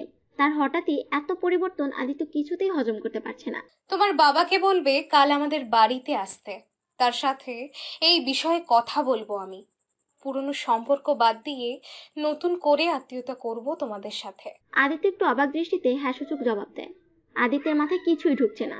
তার ফুফির মতো এত কঠোর হৃদয়ের মানুষ এত সহজে সবকিছু মেনে নিবে তার স্বপ্ন ভাবতে পারেনি আদিত্য। আর যাই হোক, সবকিছু তো সুন্দরভাবেই মিটেছে। যে যাকে চাচ্ছে সে তাকেই পাচ্ছে। এর চাইতে খুশির দিন আর কি হতে পারে। আদিত্য সব থেকে দুর্বল হলো তার বাবার কাছে। আজ পর্যন্ত বাবার কথা অমান্য করার সাহস পায়নি সে। আদিত্য অনিকার রুমে যেতেই দেখে অনিকা ব্যালকনিতে দাঁড়িয়ে। সেও গিয়ে অনিকার পাশে দাঁড়ায়। শ্রাবণকে অনেক কষ্টে রাজি করলাম, এবার খুশি? আনিকা আদিত্যকে জড়িয়ে ধরে বলে, থ্যাংক ইউ ভাইয়া, থ্যাংক ইউ সো মাচ। পাগলি একটা। আদিত্য গিয়ে আহান চৌধুরী মানে তার বাবার সামনে বসে। ফোনে কার সাথে কথা বলছে যেন কার সাথে। আদিত্যকে দেখে ফোনটা রেখে বলে, কিছু বলবে? হ্যাঁ বাবা। বলো, কি বলবে? আদিত্য পুরো বিষয়টা খুলে বলে, তোমার নিশ্চয়ই মনে আছে সেই দিনের কাহিনীটা, তারপরেও তুমি। বাবা আমি জানি, কিন্তু অনিকা শ্রাবণকে ছাড়া আর কাউকে বিয়ে করবে না। সেটা ও বললেই হবে নাকি? আমরা ওর গার্জিয়ান, আমরা ডিসাইড করব সব কিছু। কিন্তু বাবা, সংসারটা তো সেই করবে, আমরা না। আর তাছাড়া ফুপি যখন নিজ থেকেই। ওকে, বিষয়টা আমি ভেবে দেখছি। আরেকটা কথা, তোমার মামাতো বোন অর্পিতার কথা নিশ্চয়ই তোমার মনে আছে। সে দেশে ফিরেছে, কাল তারা এখানে আসছে, আর ওর সাথে তোমার বিয়েটা ছোটবেলা থেকেই ফিক্স করা। আদিত্যর মাথায় যেন আকাশ ভেঙে পড়ল। পেছন থেকে কেউ কোমরটা শক্ত করে জড়িয়ে ধরতেই শিউরে ওঠে মোহনা। সে কে তা বুঝতে বাকি নেই মোহনার, কিন্তু খুব অস্বস্তি লাগছে তার। নিজেকে ছাড়ানোর চেষ্টা করছে মোহনা। আদিত্য মোহনার কাঁধে থুতনিটা রেখে বলে, কিরে, কি হয়েছে তোর? এমন করছিস কেন? তুমি এমন কেন ভাইয়া? কেন এত কাছে আসো? যদি সারা জীবনের মতো নিজের করে নিতে না পারো তাহলে কেন এত কাছে আসো যন্ত্রণা দেওয়ার জন্য? হ্যাঁ, কে বলছে তোকে? তুই সারা জীবনই আমার। জীবনের শেষ নিঃশ্বাসটার এক মুহূর্ত পর্যন্ত মোহনা শুধুই আদিত্যের। কোনো ঝড়ই আলাদা করতে পারবে না দুজনকে। তাহলে কালকে যে ওই শাকচুনিটা আসছে, ওকে দেখলেই তো আমার শরীর ঘিন ঘিন করতে থাকে। সারাক্ষণ তোমার পিছে লেগে থাকে সেই ছোট্টবেলা থেকে। তুই কেন চিন্তা করিস না আদিত্য, শুধুই তোর। ওর কাছ থেকে নিজেকে দূরে রাখবা। ওর সাথে তোমাকে দেখলে একেবারে খুন করে ফেলবো।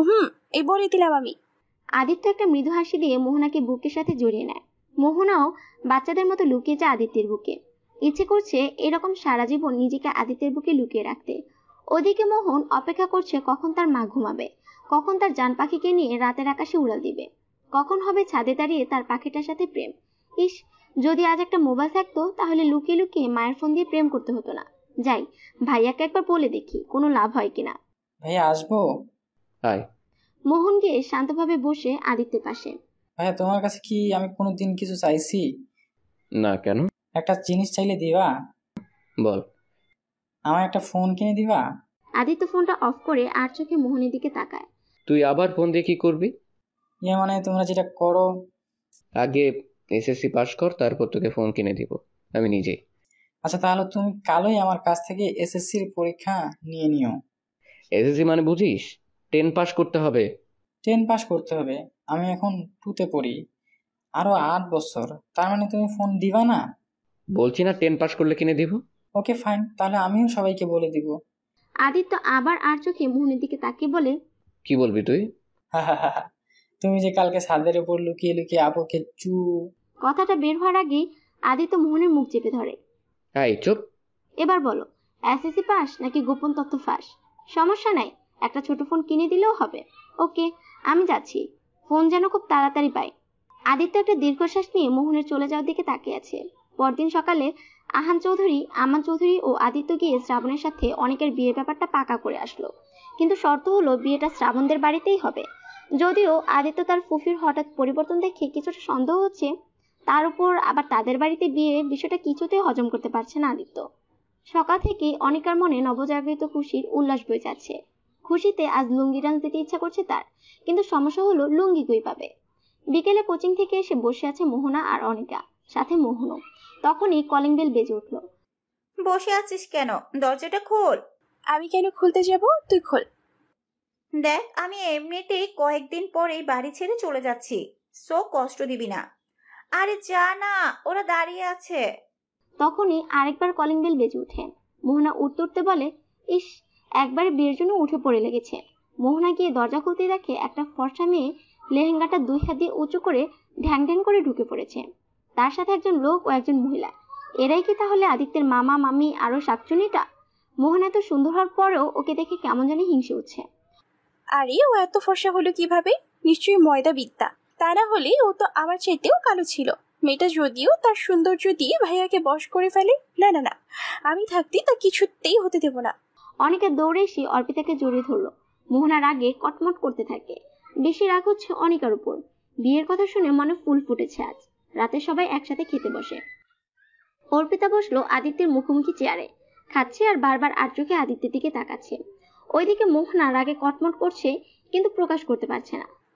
শালি, সতীনের ঘরে সতীন, বারবার আমার জামাইয়ের দিকে নজর দিস? তোর নজর আমি ছুটাবো, সতীনের ঘরে সতীন। খাওয়ার সময় মোহনের প্রসঙ্গে কথা ওঠে।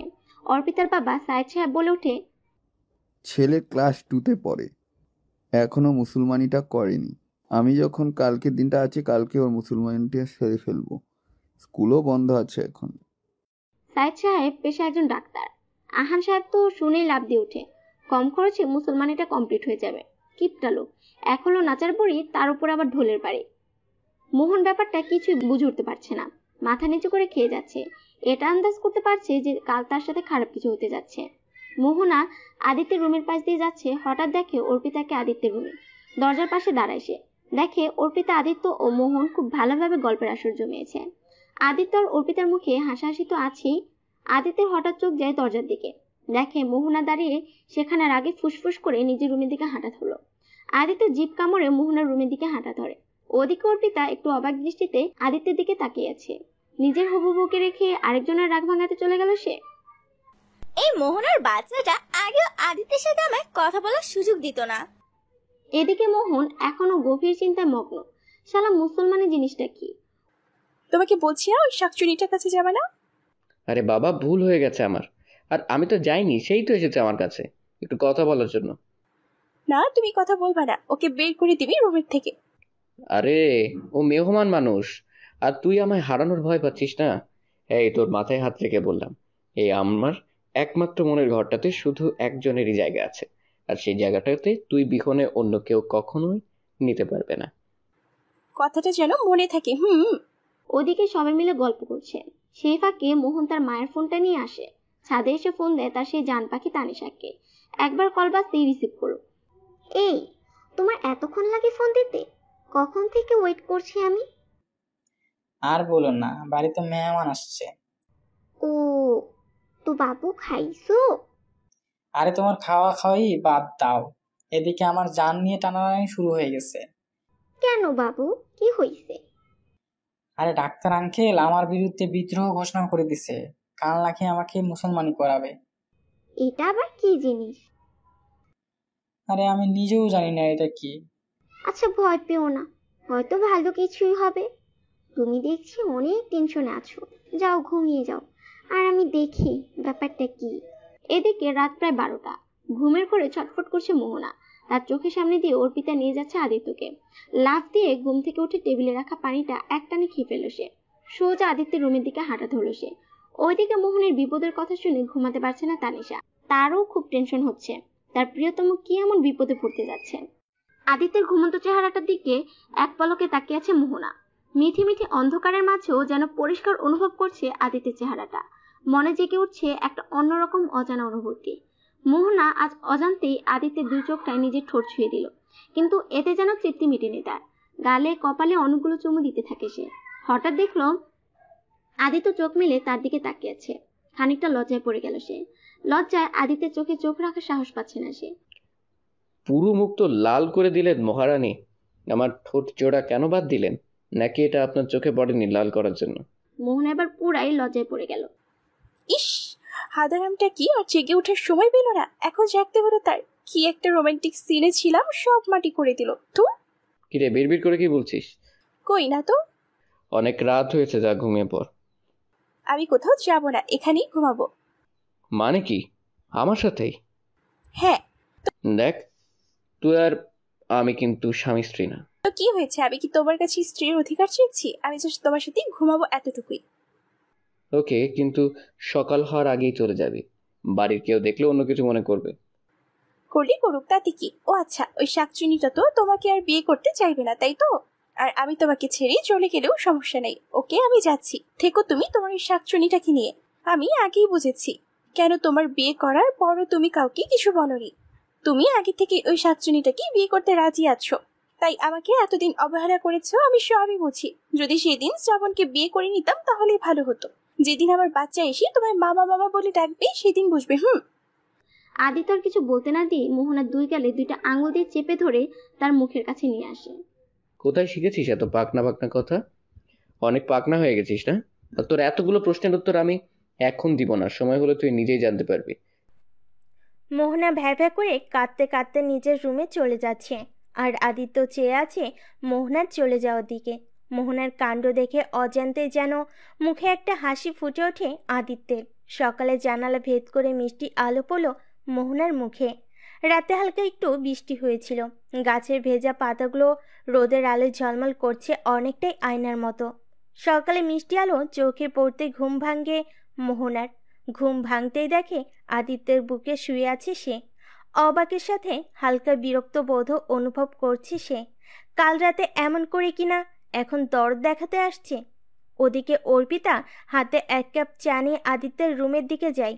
দরজা খোলা ছিল, ভেতরে গিয়ে দেখে কেউই নেই, কিন্তু এত সকালে আদিত্যকে বাইরেও যেতে দেখেনি সে। দাঁত দিয়ে নিচের ঠোঁটটা চেপে ধরে সে, যা বোঝার বুঝে গেছে সে। চাটা হাতে নিয়েই সে আদিত্যের মা অনামিকা বেগমের কাছে চলে যায়। চায়ের কাপটা সেখানে রেখেই অনামিকা বেগমকে নিয়ে আসে মোহনার রুমের সামনে।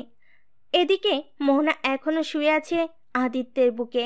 দরজায় টকটক আওয়াজ, চমকে ওঠে মোহনা। এত সকালে তো কেউ তাকে ডাকতে আসে না, ব্যাপারটা কি?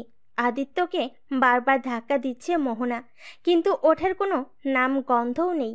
কি করবে ভেবে পাচ্ছে না মোহনা। আদিত্য কি মরার মতো ঘুমাচ্ছে? আচ্ছা, ও কি সত্যি ঘুমিয়ে আছে নাকি নাটক করছে?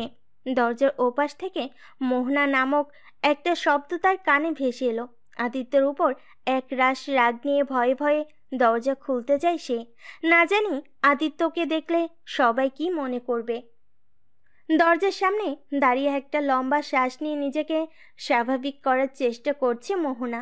দরজা খুলতে দেখে আদিত্যের মা আর অর্পিতা দাঁড়িয়ে আছে বাইরে। একটা বড়সড় ঢোক গিলে সে। তাকে হাত দিয়ে সরিয়েই অর্পিতা ভেতরে প্রবেশ করে। ভেতরে গিয়ে পুরা রুম চেক করে কারোর কোনো চিহ্ন পেল না সে। ওয়াশরুমে গিয়েও দেখে কেউ নেই। মোহনা একটা স্বস্তির নিঃশ্বাস ছেড়ে বলে ওঠে, ও কি করছে ছোট মা? ওদিকে ভোরে তানিশা চলে যায় তার বান্ধবী টিনার কাছে মুসলমানের সম্পর্কে জানতে।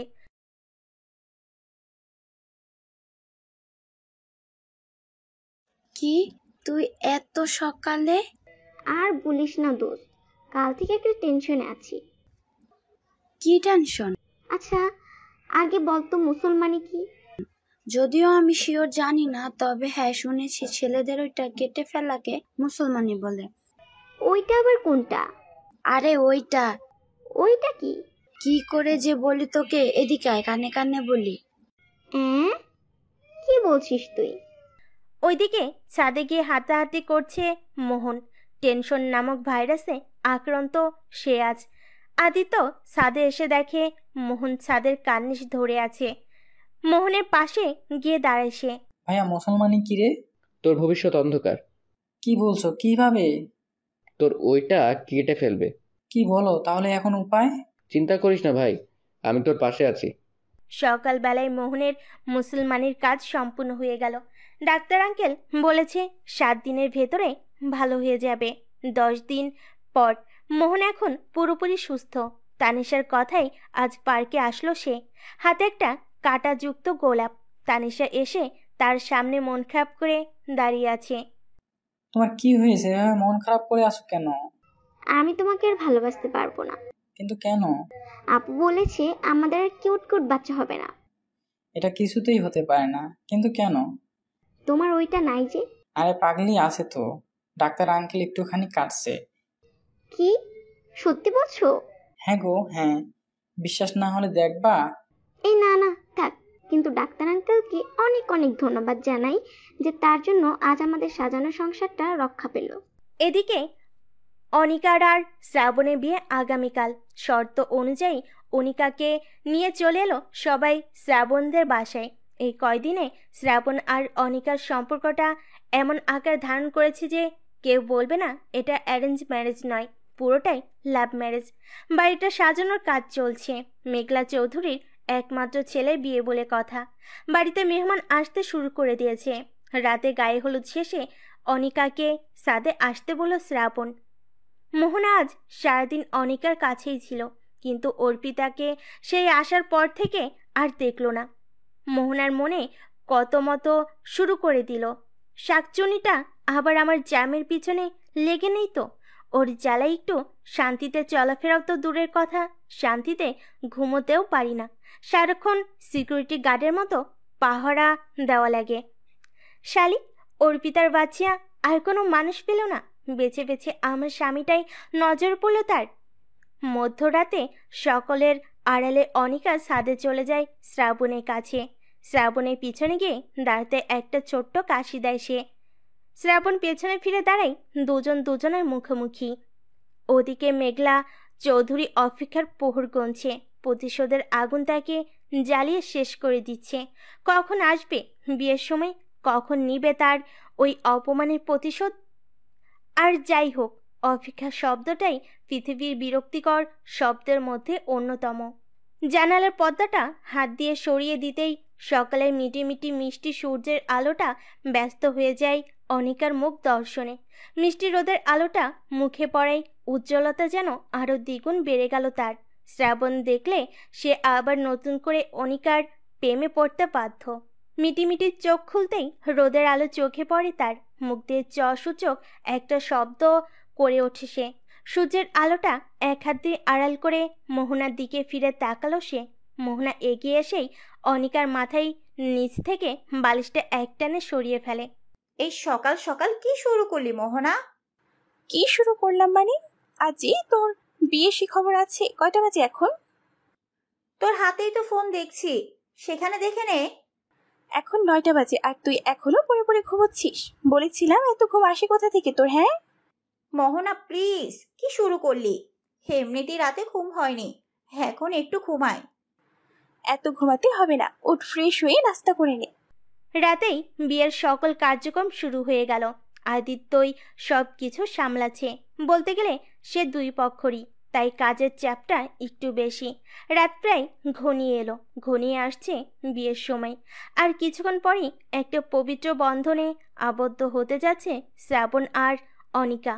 হয়তো আগামীকাল সকালে উঠবে দুজনের পবিত্র বন্ধনকে শুভেচ্ছা জানাতে একটা নতুন সূর্যের উদয় হবে। আদিত্য খুব দক্ষতার সাথে সবকিছু পরিচালনা করে চলেছে। গায়ে হালকা গোলাপি রঙের একটা পাঞ্জাবি, কুনি পর্যন্ত উঠানো তার হাতা, মাথার উপরে থাকা মসৃণ চুল, সব মিলিয়ে যেন এক অদ্ভুত সৌন্দর্য ফুটে উঠেছে। আড়াল থেকে গম্ভীর চোখে সব যে খুঁটিয়ে খুঁটিয়ে দেখছে কেউ, তা আদিত্যের চোখে ধরা পড়েনি। আদিত্যের গোলাপি ঠোঁটের প্রসারিত হাসির রেখাটা যে কাঁপিয়ে তুলছে অন্য কারোর বুক, সেই বিষয়টাও হয়তো খেয়াল করেনি আদিত্য।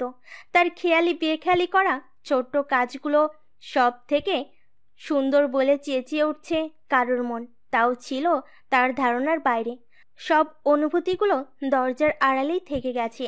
আড়াল থেকে দেখে এক টুকরো হাসি ফুটে উঠল মোহনার মুখে, খুবই লজ্জা মাখা একটা হাসি। কয়দিন পর এই লোকটা, হ্যাঁ এই লোকটাই হবে আমার স্বামী, ভাবতেই লজ্জায় কেঁপে উঠছে মোহনার শরীর। অর্পিতার দিকে চোখ পড়তেই মুহূর্তে যেন হাসি মাখা মুখটা গোমরা মুখে পরিবর্তন হয়ে গেল মোহনার। আদিত্যের সাথে ম্যাচিং করে জামা পরেছে সে। আদিত্যের লাল রং খুবই প্রিয়, তাই তো লাল শাড়ি পরল মোহনা। কিন্তু অর্পিতা ও আদিত্যকে দেখেই কেমন যেন হিংসে হচ্ছে তার। মোহনার মুখে ফুটে ওঠা হাসিটার মাঝেও কি ভাগ বসাতে হয় অর্পিতার? আদিত্যকে আর অর্পিতাকে ডাক দিল আহান চৌধুরী। দুজনেই তার সামনে গিয়ে দাঁড়ালো। আদিত্যকে কার সাথে যেন পরিচয় করিয়ে দিচ্ছে আহান চৌধুরী। এটাই হচ্ছে আমার একমাত্র ছেলে আদিত্য। আদিত্য মুখে একটা হাসি ফুটিয়ে হাত বাড়িয়ে দেয় ভদ্রলোকটার দিকে। আর এ হচ্ছে শালাবাবুর মেয়ে অর্পিতা, আমার একমাত্র হবু পুত্রবধূ। মাথাটা নিচু করে দাঁড়িয়ে আছে অর্পিতা। লজ্জায় যেন শিউরে উঠছে তার শরীর। হবু শ্বশুরের মুখ থেকে বৌমা কথাটা শুনতেই বুকটা কেমন করে উঠছে তার। মোহনা গোমরা মুখে সবটাই দেখে যাচ্ছে দূর থেকে। আদিত্য খেয়াল করলো মোহনা একটু দূরেই দাঁড়িয়ে। বিয়ের কার্যক্রম শুরু হয়ে গেল। মেঘলা চৌধুরীর মুখেও হাসি। একমাত্র ছেলের বিয়ে, সে কি মুখ গোমরা করে থাকতে পারে? বিয়ে পড়ানো শুরু করে দিল কাজী সাহেব। হঠাৎই পেছন থেকে কারোর উঁচু গলায় স্টপ শব্দে স্তব্ধ হয়ে যায় সবাই। আদিত্য একটু উঁচু হয়ে দেখার চেষ্টা করছে তাকে। একটা যুবক এগিয়ে আসছে সামনের দিকে। যুবকটিকে চেনা মনে হচ্ছে না কারোরই। সোজা কোণের সামনে এসে দাঁড়ালো সে। তুমি আমায় ফেলে এ বিয়ে করতে পারবে অনিকা? তুমি না সেদিনও আমার কোলে মাথা রেখে বলেছিলে আমি তোমার সব? এত তাড়াতাড়ি ভুলে গেলে তুমি? লোকটার এতটুকু কথাই যেন পুরো বাড়ি স্তব্ধ হয়ে যায়। শ্রাবণ বসা থেকে ধীরে ধীরে উঠে দেয়। অনিকা মাথাটা উঁচু করে হাঁ করে তাকিয়ে আছে তার দিকে। কে এই লোক? যদি ছেড়েই চলে যাবে তাহলে কেন এই মিথ্যে স্বপ্নগুলো দেখালে আমায়? কেন আমার জীবনটা নষ্ট করলে? উত্তর দাও অনিকা। আদিত্য ধীর পায়ে লোকটার পাশে গিয়ে দাঁড়ালো। ওর সাথে আপনার কিসের সম্পর্ক? সেটা আপনি অনিকার মুখ থেকেই জেনে নিন। আদিত্য রাগী দৃষ্টিতে অনিকার দিকে তাকায়। অনিকা করুণ দৃষ্টিতে তাকিয়ে আছে আদিত্যর দিকে, যেন বলতে যাচ্ছে, বিশ্বাস করো ভাইয়া, আমি ওই লোকটাকে চিনি না, এই প্রথম দেখলাম ওই লোকটাকে। আদিত্য একবার এগিয়ে লোকটার জামার কলার ধরে ফেললো। আমি তোকে জিজ্ঞেস করেছি, ওকে নয়। লোকটার হাতে থাকা খালের মতো কাগজের প্যাকেট থেকে 2-3টা ছবি বের করে সবার উদ্দেশ্যে উঁচিয়ে ধরল। ছবিটা দেখা মাত্রই আদিত্য দুপা পিছিয়ে গেল। এক মুহূর্তের জন্য থমকে গেল সবাই। বিয়ের দিন কোণে ছবি, তাও আবার একটা অপরিচিত লোকের সাথে। আপত্তিকর অবস্থায় দেখলে এমনটাই হওয়া স্বাভাবিক। ছি আহান, তুই তোর এই নষ্টা মেয়েটাকে আমার শ্রাবণের কাঁধে ঝুলাতে চেয়েছিস? আমার ভাবতেও ঘৃণা হচ্ছে। মোহনা গিয়ে অনিকার পাশে দাঁড়ায়। বিশ্বাস কর মোহনা, এই লোকটাকে আমি আজ প্রথম দেখছি। এই সব কিছু মিথ্যে, আমি ওকে চিনিও না পর্যন্ত। তাহলে এই ছবিগুলোও কি মিথ্যে? হঠাৎ অনামিকা বেগম এসে সবার সামনে ঠাস করে চর বসিয়ে দেন অনিকার গালে। মোহনা অনিকাকে হাত দিয়ে টেনে নিজের কাছে নিয়ে যায়। কি করছেন কি বড় মা? সত্যিটা জানার আগে ওকে মারছেন কেন? এমনও তো হতে পারে লোকটা যা বলছে সবকিছু মিথ্যে। আমি সেই ছোটবেলা থেকে আজ পর্যন্ত অনিকাকে কোনো ছেলের সাথে ফোনে কথা পর্যন্ত বলতে দেখিনি, আর আপনি কোথা থেকে একটা অপরিচিত লোকের কথা ওকে মারছেন? পাশ থেকে মেঘলা চৌধুরী মোহনাকে উদ্দেশ্য করে বলে ওঠে, এই মেয়ে, তুই এত লাফাচ্ছিস কেন? হ্যাঁ, তুই নিজে তো সেরকম, নিজের নাই চরিত্রের ঠিক, আসছে অপরের দালালি করতে। শ্রাবণ পাশ থেকে দাঁড়িয়ে সব কিছুই দেখে যাচ্ছে। সব কিছু যেন মাথার উপর দিয়ে যাচ্ছে তার। কাকে বিশ্বাস করবে সে? অনিকা নাকি লোকটাকে? আদিত্য মোহনা ও অনিকার হাত ধরে সোজা সবার সামনে দিয়ে গেটের সামনে চলে আসে। দুজনকে গাড়িতে বসে গাড়ি স্টার্ট দিল সে নিজে। ড্রাইভিং সিটে বসে ড্রাইভিং করছে আদিত্য। পেছনের সিটে অনিকা কাঁধ হয়ে জড়িয়ে ধরে আছে মোহনাকে, আর অনবরত কেঁদে যাচ্ছে সে। একটু আগেও যেই বাড়িটা বিয়ে বাড়ির মতো হইচই ছিল, তা যেন মুহূর্তেই মরা বাড়ির মতো হয়ে গেল। অনিকা বসে আছে, সামনে আদিত্য আর মোহনা। সবাই বাড়ি চলে এলো। ঘড়ির দিকে তাকিয়ে দেখে প্রায় 1টা ছুঁই ছুঁই। সবাই বাড়িতে প্রবেশ করতেই আদিত্য নিচে চলে গেল পরিস্থিতি সামলাতে। পরিস্থিতি খুবই উত্তেজনামূলক। আন চৌধুরী একটা রাগী হওয়ায় বেশি হয়ে যাচ্ছে। রাত প্রায় 2:30। সবাই নিজের রুমে চলে গেল। সকালে এর একটা ভিত করতে হবে। আনিকা মোহনাকে রুম থেকে বের করে দিল, একটু একা থাকবে বলে। ওইদিকে শ্রাবণ চেয়ারে হেলান দিয়ে বসে আছে বেলকনিতে। ঘটনাগুলো চোখের সামনে ভেসে উঠছে বারবার। এই কয়দিনে শ্রাবণ অনিকার চোখে শুধু ভালোবাসার আভাসই দেখতে পেয়েছে। কিন্তু অনিকা কি করে পারলো এমন একটা কাজ করতে? যদিও শ্রাবণ ওই লোকটার প্রমাণকেই বেশি সাপোর্ট করেছে, কিন্তু অনিকাকেও অবিশ্বাস করতে পারছে না। চেয়ারে হেলান দিয়ে এসব ভেবে যাচ্ছে শ্রাবণ। আচ্ছা, এর মাঝে কোনো তৃতীয় ব্যক্তির হাত নেই তো? আবার একে কি একটা রুমে বসে বসে অশ্রু বিসর্জন দিচ্ছে অনিকা। মোহনাকে সে এক প্রকার জোর করেই পাঠিয়েছে রুম থেকে। মনে আসছে নানান চিন্তা। কাল সকালে তাকে হয়তো আরো বড় ঝড়ের মুখোমুখি হতে হবে। কাল সকালে তাকে হয়তো আরো বড় ঝড়ের মুখোমুখি পড়তে হবে, কিন্তু কেউই তার কথা বিশ্বাস করবে না। যতই বসে আছে চিন্তা তাকে ঘিরে ধরছে। ঘুম কিছুতেই আসছে না। ঘুম আসলেও তো আপাতত চিন্তাটার হাত থেকে মুক্তি পাওয়া যেত। বিছানা থেকে নেমেই দুপায়ে এগিয়ে গিয়ে ঘুমের ওষুধের পাতাটা বের করে সে।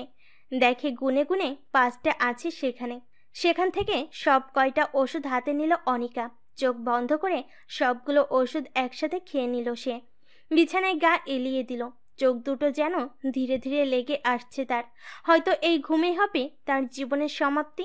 হয়তো কাল সকালের মাঝে নিথর হয়ে যাবে সে। স্তব্ধতায় ঘিরে ফেলবে সম্পূর্ণ শরীর।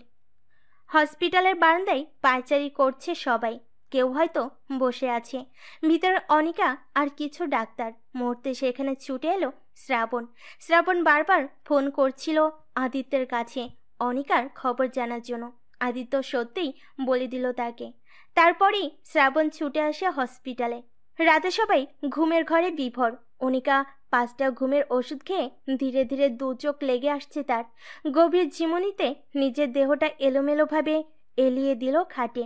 চোখ দুটো বন্ধ হয়ে এলো তার। ওদিকে মোহনা তার রুমে ফোনটা খুঁজে বেড়াচ্ছে, কিন্তু কোথাও নেই। হঠাৎ মনে হলো অনিকার রুমেই রেখে এসেছে হয়তো। আর অনিকাকেও এভাবে একা রেখে যাওয়ার কিছুটা অনুশোচনায় ভুগছে সে। তাকে কি এভাবে একা রেখে যাওয়াটা তার হয়তো ঠিক হবে না। হয়তো অনিকা রাগের মাথায় তাকে চলে যেতে বলেছিল, তাই বলে কি সে চলে যাবে? এই সময় অনিকার একটু সঙ্গ দরকার। মোহনা এগিয়ে যাচ্ছে অনিকার রুমের দিকে। দরজাটা খোলাই ছিল। ভিতরে গিয়ে দেখে অনিকা ঘুমের ঘরে বিভোর, কিন্তু এলোমেলোভাবে। মোহনা তাকে ভালোভাবে শুয়ে দিয়ে ফোনটা তুলে নিয়ে সেখান থেকে চলে যাচ্ছে। হঠাৎই তার চোখে পড়ে ফ্লোরে পড়ে থাকা একটা ওষুধের পাতায়। মোহনা সেখান থেকে সেটা তুলে নিয়ে দেখে এগুলো ঘুমের ওষুধ। নিজের অজান্তেই চোখটা অনিকার দিকে চলে যায়। দেখে অনিকার মুখ দিয়ে ধীরে ধীরে ফেনা বের হচ্ছে।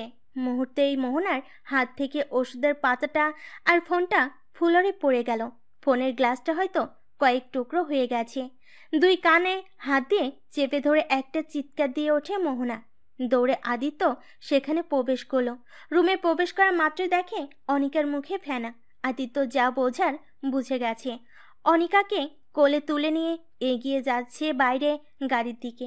মোহনাকে পাঠালো সবাইকে নিয়ে অপর গাড়িতে করে হাসপাতালে চলে যেতে। এত রাতে সকল হসপিটালই বন্ধ। আদিত্য এক হাতে ড্রাইভিং করে অপর হাতে ফোনটা ধরে তার এক পরিচিত ডাক্তারকে হসপিটালে আসার জন্য অনুরোধ করতে থাকে। ডাক্তার ছিল পরিচিত, আর রোগীর অবস্থার কথা শুনে সেও রওনা দিল হসপিটালের দিকে। যদিও টাকার পরিমাণ দ্বিগুণ দিতে হবে। তার 2 জন সহকারীকেও ফোন করে হসপিটালে নিয়ে এলো। এক সহকারী ও ডাক্তারের বাড়ি হসপিটালের খুব কাছেই ছিল, তাই তাদের আসতে এত দেরি হলো না। তবে আরেকজনের কিছুটা দেরি হয়েছিল বৈকি।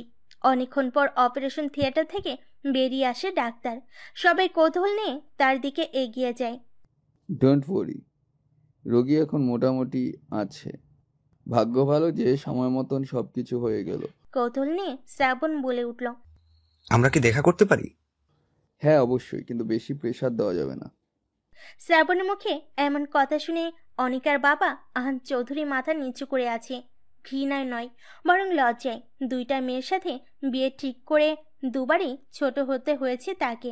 2 মেয়েই ধোকা দিয়েছে শ্রাবণকে। যদিও সত্যটা আহান চৌধুরীর অজানা। মোহনার বিষয়টার থেকে অনিকার বিষয়টা একটু ভিন্ন, আর তা শ্রাবণও কিছুটা আন্দাজ করতে পারছে। যদিও তার এই ভাবনাটা বিশ্বাসে রূপান্তর করতে পারেনি এখনো। সকালে বিছানায় শুয়ে আছে অনিকা, পাশে আদিত্য ও মোহনা। যদিও অর্পিতার এসব বিষয় নিয়ে কোনো মাথা ব্যথা নেই। সে আছে শুধু আদিত্যকে যত তাড়াতাড়ি পাশে পাওয়া যায় এই চিন্তায়। কারণ সে এই কয়দিন এখানে থেকে যা বুঝতে পারল, তাতে আদিত্য ও মোহনার ব্যাপারে যথেষ্ট সন্দেহ ঢুকে গেছে মনে। কেন জানি মনে হচ্ছে আদিত্য তার থেকে মোহনাকেই সময়টা বেশি দিচ্ছে। শ্রাবণ রাতেই বাড়ি চলে গেছে। কারণ তার মা মেঘলা চৌধুরী যদি জানতে পারে এত কিছু হয়ে যাওয়ার পরও সে অনিকার কাছে গিয়েছিল, তাহলে কি হবে তা মোটামুটি আন্দাজ করতে পারছে সে। ছোটবেলা থেকেই শ্রাবণ মাকে খুব সম্মান করত। সকাল থেকে 2-3 বার ফোন করেছে শ্রাবণ আদিত্যের কাছে অনিকা কেমন আছে তা জানার জন্য। তার কেন জানি মনে হচ্ছে অনিকা তাকে ঠকায়নি, তাদের মাঝে ভুল বোঝাবুঝি সৃষ্টি করেছে অন্য কেউ। কিন্তু সে কে তা খুব শীঘ্রই বের করবে শ্রাবণ। যেভাবে হোক সে বের করবে এর মূল খেলোয়াড় কে। অর্পিতা তার মাকে একা ছাদে নিয়ে আসে কিছু কথা বলার জন্য। কি হলো, এভাবে ছাদে নিয়ে এলি কেন? মা, আমরা এখানে কেন এসেছি? কেন আবার? বিয়ের আগে তুই আর আদিত্য একে অপরকে জানে একটু ভালো করে। ওকে ফাইন, কিন্তু আসার পর থেকে আদিত্যকে আমার সাথে শেষ কবে দেখেছিলে? এখন তুই বলতে চাইছিস কি? হ্যাঁ দেখো মা, আমি সোজা সোজা সব বলে দিচ্ছি। তুমি আঙ্কেলকে বলে যত তাড়াতাড়ি সম্ভব আমাদের ব্যাপারটা এগিয়ে রাখো। মোহনাকে আমার সুবিধা ঠেকছে না। বিশেষ না হলে গিয়ে দেখো, অনিকাকে কেয়ার করার নাম করে এখনো দুজনের হাত ধরে বসে আছে। আরে ওরা ভাই বোন। কাজিন, আপন বোন নয়, আমারই মতো। শুধু পার্থক্য সে প্যারালাল কাজিন আর আমি ক্রস কাজিন। ছোটবেলা থেকেই তোর মনে শুধু সন্দেহ। আমি এত কিছু বুঝি না। তুমি বাবা আর আঙ্কেলকে বলে 2-1 দিনের ভিতর সব কিছুর ব্যবস্থা করো। রাতের নিস্তব্ধ অন্ধকারে ছাদের কার্নিশ ধরে দাঁড়িয়ে আছে আদিত্য, সাথে আছে নানান চিন্তা। এক হলো অনিকা, আরেক হলো সে নিজেই। এই কয়দিনে অনেক কিছু ঘটে যাওয়ার বাড়ির সবাই মানসিকভাবে ব্যথিত। বাবার কাকার সবারই বিশ্বাস উঠে যাচ্ছে তাদের উপর থেকে। হয়তো বাবা খুব তাড়াতাড়ি তার আর অর্পিতার বিয়েটা ঠিক করে ফেলবে। মনে হয় বিয়ে চক্র শুরু হয়ে গেছে এই বাড়িতে। একে একে ভাই বোন সবার দিকে চোখ পড়েছে বাড়ির সবার। না জানি মোহনের দিকেও চোখ পড়ে যায় কিনা। কিন্তু এত কিছু ঘটে গেল, তার ভিতর তার আর অর্পিতার বিয়ের মাঝেও যদি মোহনাকে মাঝখানে নিয়ে আসা হয়, তাহলে পরিস্থিতিটা কেমন হবে? নাকি পরিবারের মুখে হাসি দেখতে চেয়ে আমার আর মোহনার সকল স্বপ্ন মাটি চাপা দিয়ে চোখ বুজে বিয়ে করে নিব অর্পিতাকে? কিন্তু মোহনা, তার কি হবে? বর্ষা প্রায় শেষের দিকে, এরপর শীত। কিন্তু এই কয়দিনে শীতের পূর্বাভাসটা ভালোই বোঝা যাচ্ছে। বর্ষার বৃষ্টিও যেন ধীরে ধীরে বিদায় নিচ্ছে তাদের থেকে। 2-1 দিন পর পর হালকা পাতলা বৃষ্টি হয়, তবে বেশি ভারী বৃষ্টি না। আদিত্য একটা পাতলা টি শার্ট পরে ছাদে দাঁড়িয়ে থাকায় একটু ঠান্ডা অনুভব করছে। চিনচিন বাতাস বইছে। কিছু চিন্তাগুলো তাকে করে তুলেছে অস্থির। এত কিছু ঘটে যাওয়ার পর সে কি করে বলবে মোহনাকে সে এবং মোহনা তাকে পাগলের মতো ভালোবাসে, নাকি অপূর্ণই থেকে যাবে তাদের স্বপ্ন? একবার প্রিয় মানুষটাকে হারিয়ে কষ্টটা কোনো রকম মানিয়ে নিয়েছি। সেখানে দোষটা ছিল তৃষ্ণারই। তাই অতিথি নিয়ে তেমন মাথা ব্যথা নেই আমার। কিন্তু মোহনার ব্যাপারে কিভাবে নিজেকে মানিয়ে নিব, কিছুই মাথায় আসছে না। তা ভাবনার ছেদ ভেদ করে পেছন থেকে কেউ একজন হালকা কাশি দিতেই একটু নড়ে চড়ে দাঁড়ায় আদিত্য। কারণ সে আর কেউ নয়, অর্পিতা। মোহনার ব্যাপারে যদিও অনুভূতিটা থাকতো একটু ভিন্ন। অর্পিতা, তুমি এত রাতে এখানে? ঘুম আসছিল না, কিছুক্ষণ আগে দেখছিলাম তুমি ছাদে আসছো, তাই ভাবলাম একাকিত্ব দূর করে তোমার সাথে একটু সময় কাটাই। ভালোবাসার মানেটা বুঝো অর্পিতা। হঠাৎ এই প্রশ্ন? সামনে ভয়ানক বিপদ। পিছু হাঁটতে হাঁটতে যখন দেওয়ালে পিঠ থেকে যায়, তখন কি করবে মানুষ? হয়তো সামনে বিপদটাই মাথা পেতে নিবে, না হয় অসম্ভব হওয়া সত্ত্বেও দেওয়াল ভেঙে পালানোর চেষ্টা করবে। কেন সে যুদ্ধ করে বাঁচার চেষ্টাটাও করতে পারে? সবসময় চেষ্টা সফল হয় না, আর সেই শক্তিটাও থাকা প্রয়োজন। যদিও তোমার কথাগুলো আগামাথা কিছুই বুঝতে পারছি না, বাট ভালোই লাগছে। কোনো রহস্যময় বিষয় জানতে হলে তা গভীরভাবে চিন্তা করতে হয়। আবার দুজনের মাঝে নীরবতা। আদিত্য হাঁটা ধরল ঘরের দিকে, কারণ সে এখন অর্পিতার ইমোশনলেস কথা শোনার কোনো ইচ্ছে নেই। কোথায় যাচ্ছ? আদিত্য কোনো রেসপন্স না দিয়ে সোজা নিচে চলে গেল। অর্পিতা আকাশের দিকে তাকিয়ে একটা দীর্ঘশ্বাস নেই, আর আদিত্যের বলা কথাগুলো খুঁটিয়ে খুঁটিয়ে ভাবতে থাকে। অনিকা এখন মোটামুটি সুস্থ, কিন্তু সব সময় একাকী থাকে সে। নিস্তব্ধ নীরবতায় ঘিরে নিয়েছে তাকে। রাতের আধারে বারান্দায় কারোর আনাগোনা টের পায় অনিকা। হঠাৎই রুমের ভিতরে প্রবেশ করলো শ্রাবণ। অনিকা বিছানা থেকে নেমে দাঁড়ায়। কিছুক্ষণ চুপ থেকে শ্রাবণ অনিকাকে জড়িয়ে নেয় নিজের সাথে। অনিকা এখনো মূর্তির ন্যায় সোজা হয়ে রয়েছে শ্রাবণের বুকে।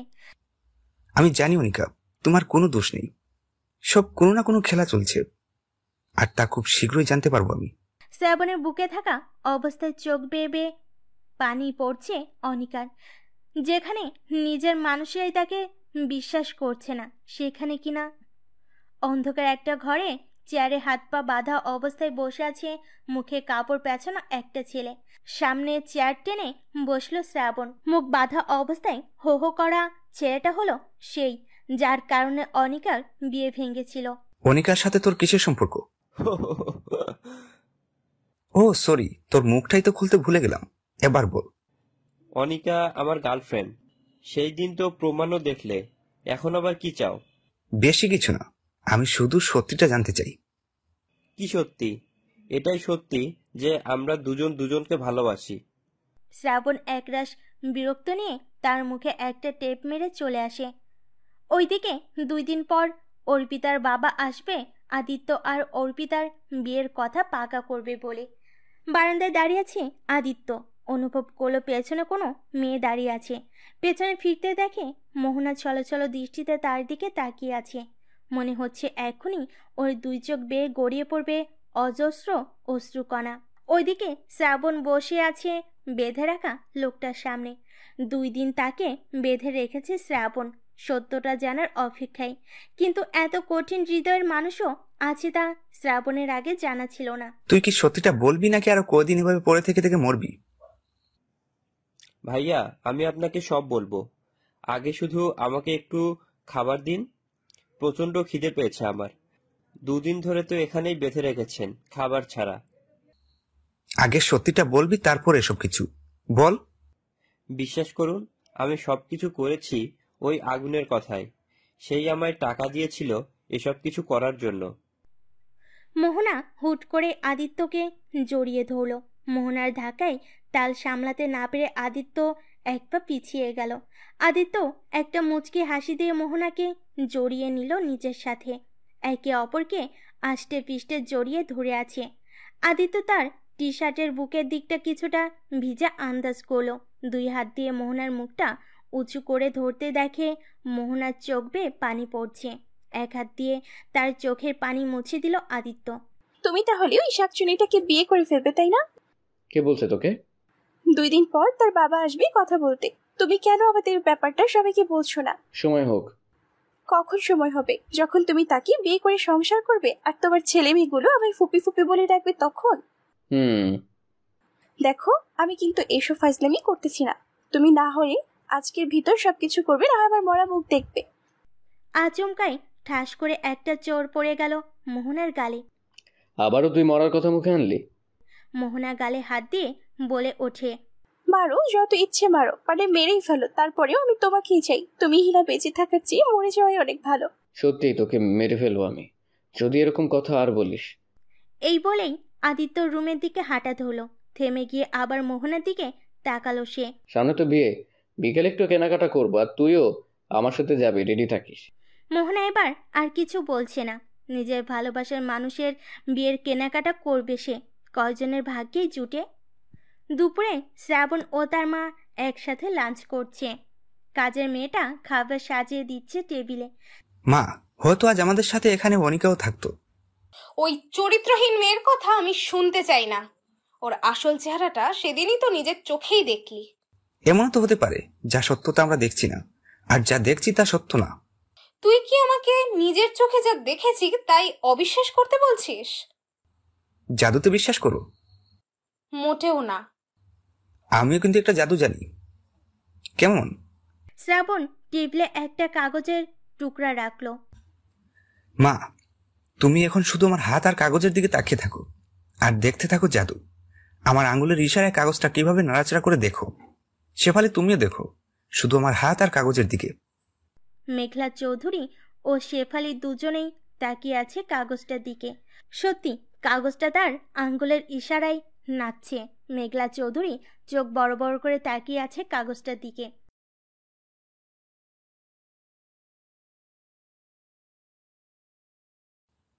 আমার হাতের ইশারায় যে কাগজটা নাচছিল সেটা তোমার বিশ্বাস হয়েছে? মেঘলা চৌধুরী হ্যাঁ বা না এর মাঝামাঝি উত্তর দিতে গিয়ে মুখ ফসকে হ্যাঁ বলে দিল।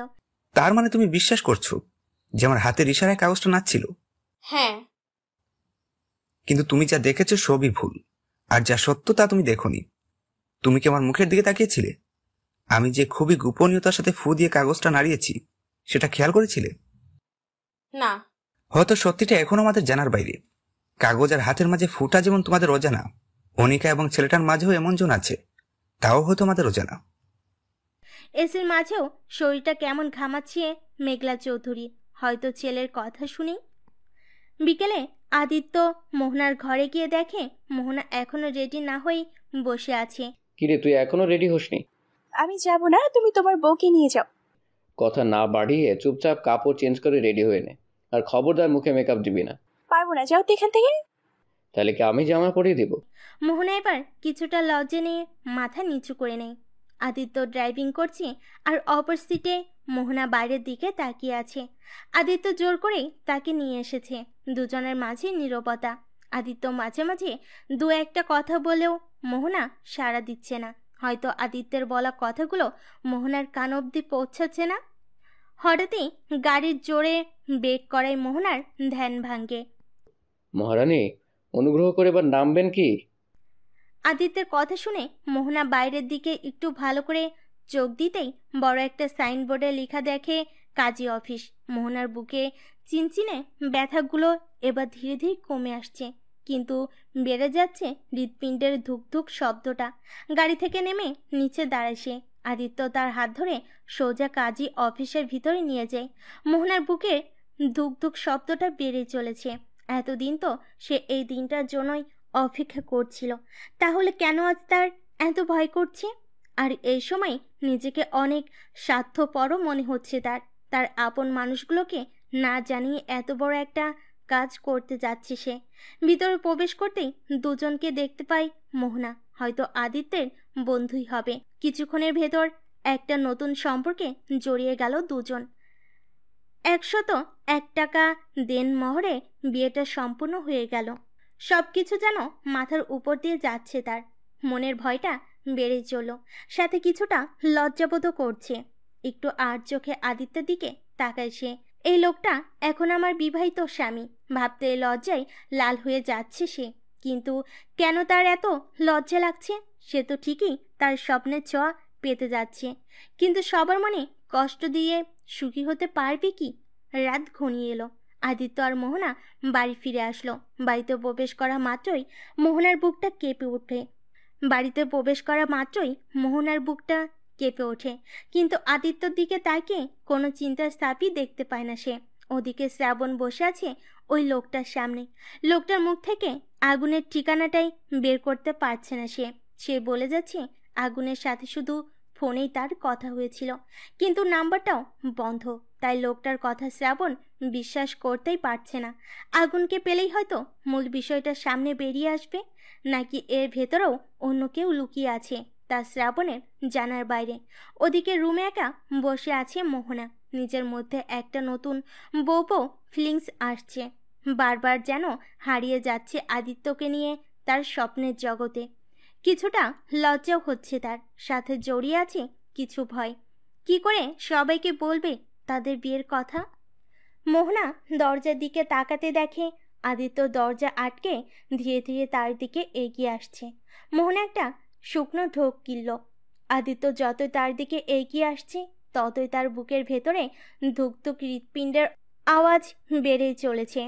কিন্তু এর আগে কোনোদিন আদিত্যকে দেখে সে এতটা নার্ভাস ফিল করেনি। কিন্তু আজ কেন এমন লাগছে? আদিত্য কি এখন তার কাছে স্বামীর অধিকার চাইবে? কিন্তু এভাবে কেন? একটা মেয়ের কতই না স্বপ্ন থাকে এই দিনটার জন্য, আর আজ কিনা তার চোরের মতো মনে হচ্ছে।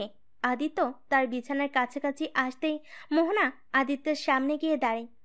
ফুল সজ্জাতে নাকি প্রথম মেয়েরা গিয়ে স্বামীকে সালাম করে, কিন্তু আজ কি তার ফুল সজ্জা? মনের অজান্তে আদিত্যকে সালাম করে ফেলল সে, কিন্তু মনে অদ্ভুত ধরনের একটা ভয় কাজ করছে। ভয়ে ভয়ে পিছুতে গিয়েই বিছানায় পড়ে গেল সে। আদিত্য এবার তার শরীরের ওপর দিয়ে তার মুখোমুখি মোহনার আদিত্যের চোখে চোখ পড়তেই চোখ সরিয়ে ফেলছে। কি অদ্ভুত বর রে বাবা, কিছু বলা নেই ক নেই, সোজা নিজের অধিকার ভোগ। হাইরে কপাল আমার। মোহনার চোখ দুটো বন্ধ করে মুখটা একপাশ করে রাখলো। হয়তো আদিত্যের ছোঁয়ার জন্য অপেক্ষা করছে সে। মুখটা অদ্ভুত রকমের ভয় ও লজ্জায় মাখামাখি। কিছুক্ষণ পর মিটমিট করে চোখ খুলতে দেখে আদিত্য আর নেই, দরজাটাও খোলা। হয়তো চলে গেছে। এক হাতে ভর দিয়ে উঠে বসে সে। দেখে বিছানার পাড়ে একটা চিরকুট রাখা। একটু ঝুঁকে এক হাত বাড়িয়ে চিরকুটটা তুলে নিল সে। এই মুহূর্তে তোকে সম্বোধন করে লেখার মতো কোনো শব্দই মাথায় আসছে না আমার। এটা না হয় অনুভূতিতেই থেকে যাক। স্বামীর অধিকার চাইতে আসিনি। অনেক রাত হয়েছে, ঘুমিয়ে পড়। কাগজ পড়তেই মোহনার একটা লজ্জামাখা হাসি মুখে দিয়ে অজান্তে বেরিয়ে যায়। স্বামী, ইস, ভাবতে শরীরটা শিউরে ওঠে। এত বছর ভাই ডেকে আসা লোকটাও যে সে কি বলে সম্বোধন করবে ভেবে পাচ্ছে না। রাত প্রায় 12টা ছুঁই ছুঁই। সেই দিন থেকেই যেন চোখের ঘুম বিলীন হয়ে গেল অনিকার। প্রায় এই সময়টাই হয়তো একটু আগে সে তার ভালোবাসার মানুষটির থেকে একটা মিথ্যা অভিযোগ মাথায় নিয়ে দূরে সরে গেল। সেই মুহূর্তটা বারবার চোখের সামনে ভেসে উঠছে তার, তিলে তিলে জ্বালিয়ে শেষ করে দিচ্ছে তাকে। কিন্তু চোখ দিয়ে পানি নামক কোনো কিছুই বেরিয়ে আসছে না। মনে হচ্ছে চোখ দুটোও আজ জমে পাথরের রূপ ধারণ করেছে। মিটমিট করে বেলকনির দিকে তাকাতেই কারো ছায়ার আভাস দেখতে পায় সে। একটা লোক রুমের ভিতরে প্রবেশ করলো। দরজার সামনে দাঁড়াতেই অনিকা তার দিকে ভালোভাবে তাকায়। বাইরে মিটিমিটি চাঁদের আলো, অন্ধকার ঘরটায় চেহারাটা বুঝতে পারছে না সে। অপরিচিত মনে হলো এত অপরিচিত নয়। কাপা গলায় অনিকা বলে ওঠে, কে কে আপনি, আর এখানেই বা কি চান? আরে এত সহজেই ভুলে গেলে তোমার প্রিন্সটাকে? প্রিন্স শব্দটা কেমন পরিচিত মনে হচ্ছে তার।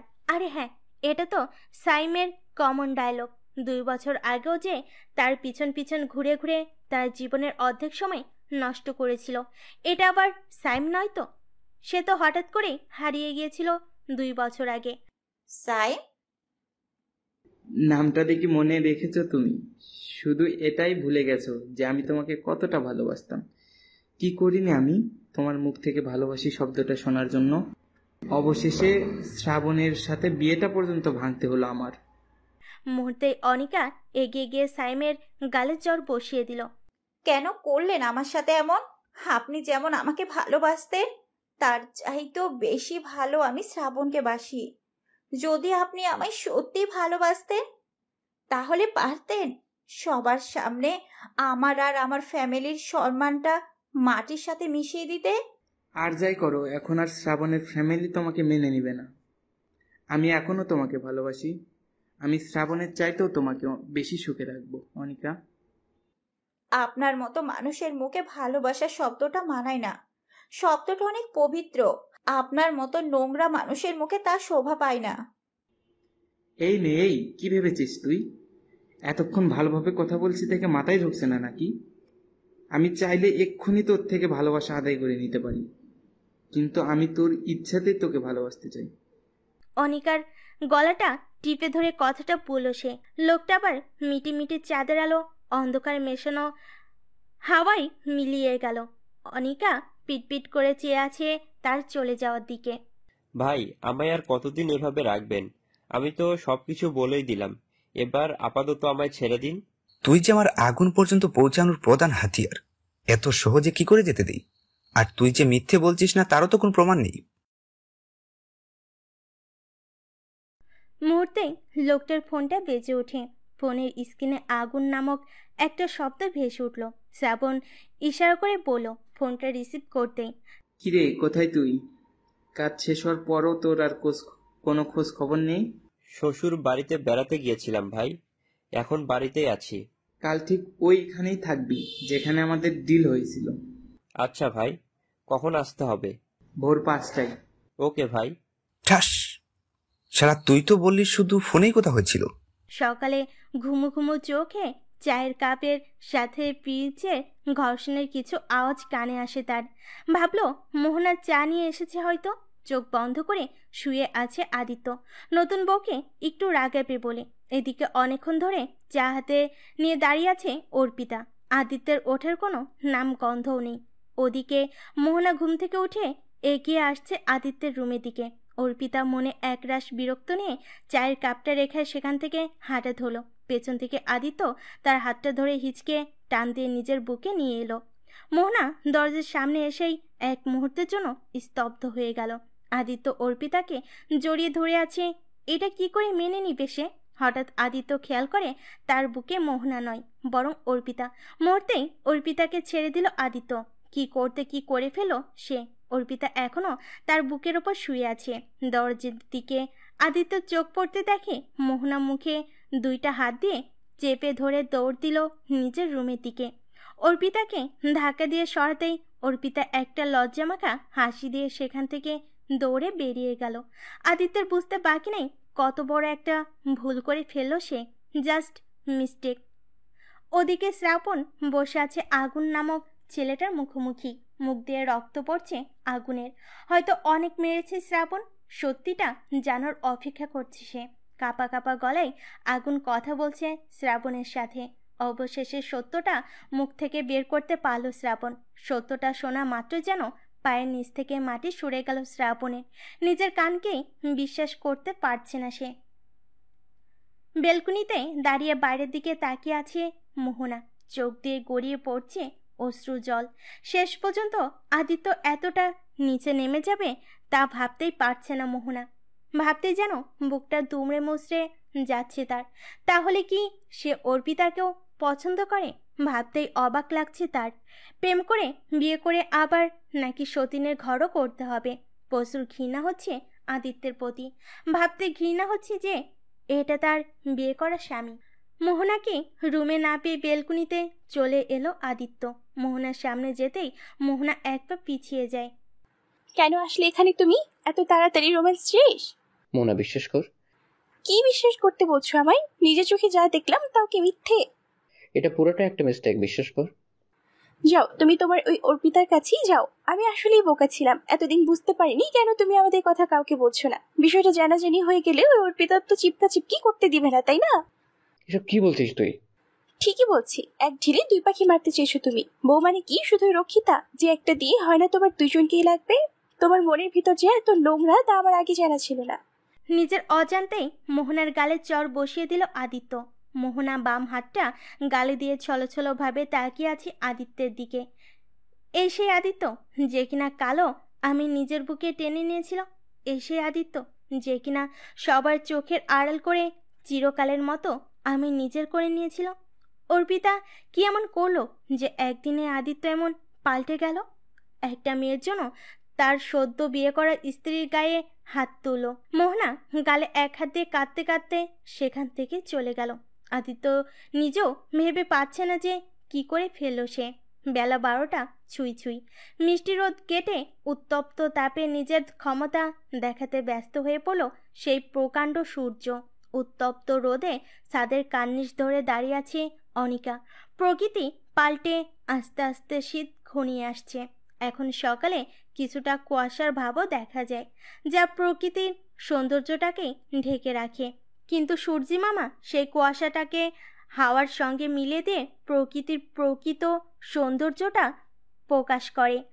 আচ্ছা, সূর্যি মামা কি পারে না তার এই তেজে আমার মনে প্রকৃতিতে জমে থাকা কষ্ট নামক কুয়াশাটা হাওয়ায় মিলিয়ে দিতে পারে কি? মাথার এক পাশ ধরে বেয়ে বেয়ে পড়ছে ঘাম নামক এক তরল পদার্থ। সেই দিকে অনিকার কোনো ভ্রুক্ষেপ নেই। তার জীবনটাই তো একটা অপদার্থ বস্তুতে পরিণত হতে যাচ্ছে ধীরে ধীরে। কিছুক্ষণ পর ছাদে এলো মোহনার মা, মানে অনিকার ছোট মা। আরে কোন পাগল এই রোদের মাঝে দাঁড়িয়ে থাকে? পুরো শরীর ভিজে গেল ঘামে। চল ঘরে চল। কলিং বেল বাজতেই মেঘলা চৌধুরী গিয়ে দরজা খুলে দেয়। কি রে, তুই রাতে কোথায় ছিলি আর এখন কোথা থেকেই বা এলি? সেটা তোমাকে বলা কি খুব জরুরি? মানে? আমি যেখানেই থাকি না কেন সেটা তোমাকে বলাটা কি খুব জরুরি? মেঘলা চৌধুরী শ্রাবণের গলায় মাথায় হাত দিয়ে চেক করলো। ছেলের আবার জ্বরে উল্টাপাল্টা বকছে না তো? কারণ শ্রাবণ কখনো তার সাথে এভাবে রিয়্যাক্ট করেনি। শ্রাবণ তার মা মেঘলা চৌধুরীর উত্তরে উপেক্ষা না করে সোজা ভিতরে চলে গেল। দরজা লাগাতে লাগাতে ব্যাপারটা নিয়ে ভাবতে থাকে মেঘলা চৌধুরী। দুপুরে ফ্রেশ হয়ে খেতে বসলো শ্রাবণ ও মেঘলা চৌধুরী। তোকে তো দেখে মনে হচ্ছে যে তোর কোনো বিষয় নিয়ে প্রচন্ড মন খারাপ। আমি তো তোর মা, আমাকে বলতে পারিস। কাল যে একটা জাদু দেখালাম মনে আছে? হ্যাঁ, খুব মনে আছে।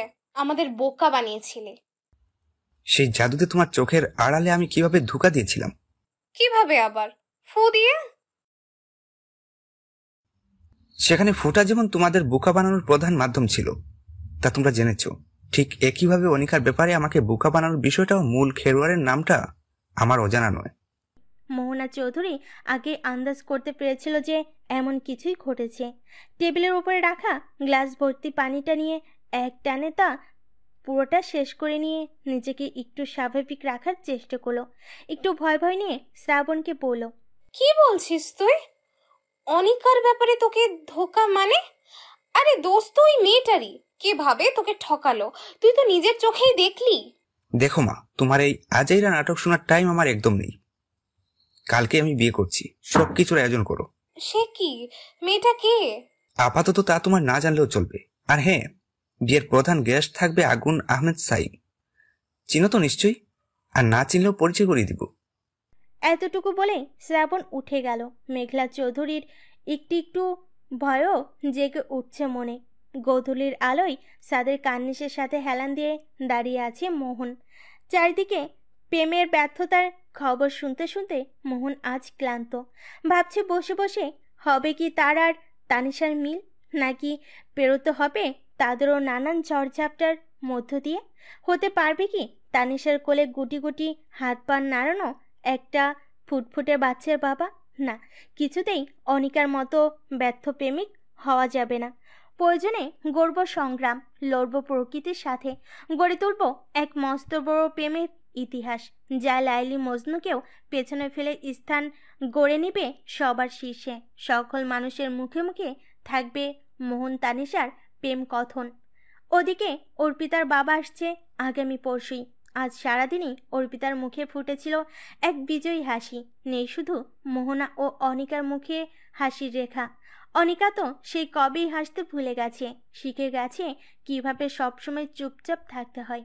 মোহনা তো সেই দুপুরের খাবার খাওয়ার পর থেকেই দরজা বন্ধ করে উপর হয়ে শুয়ে আছে নিজের রুমে।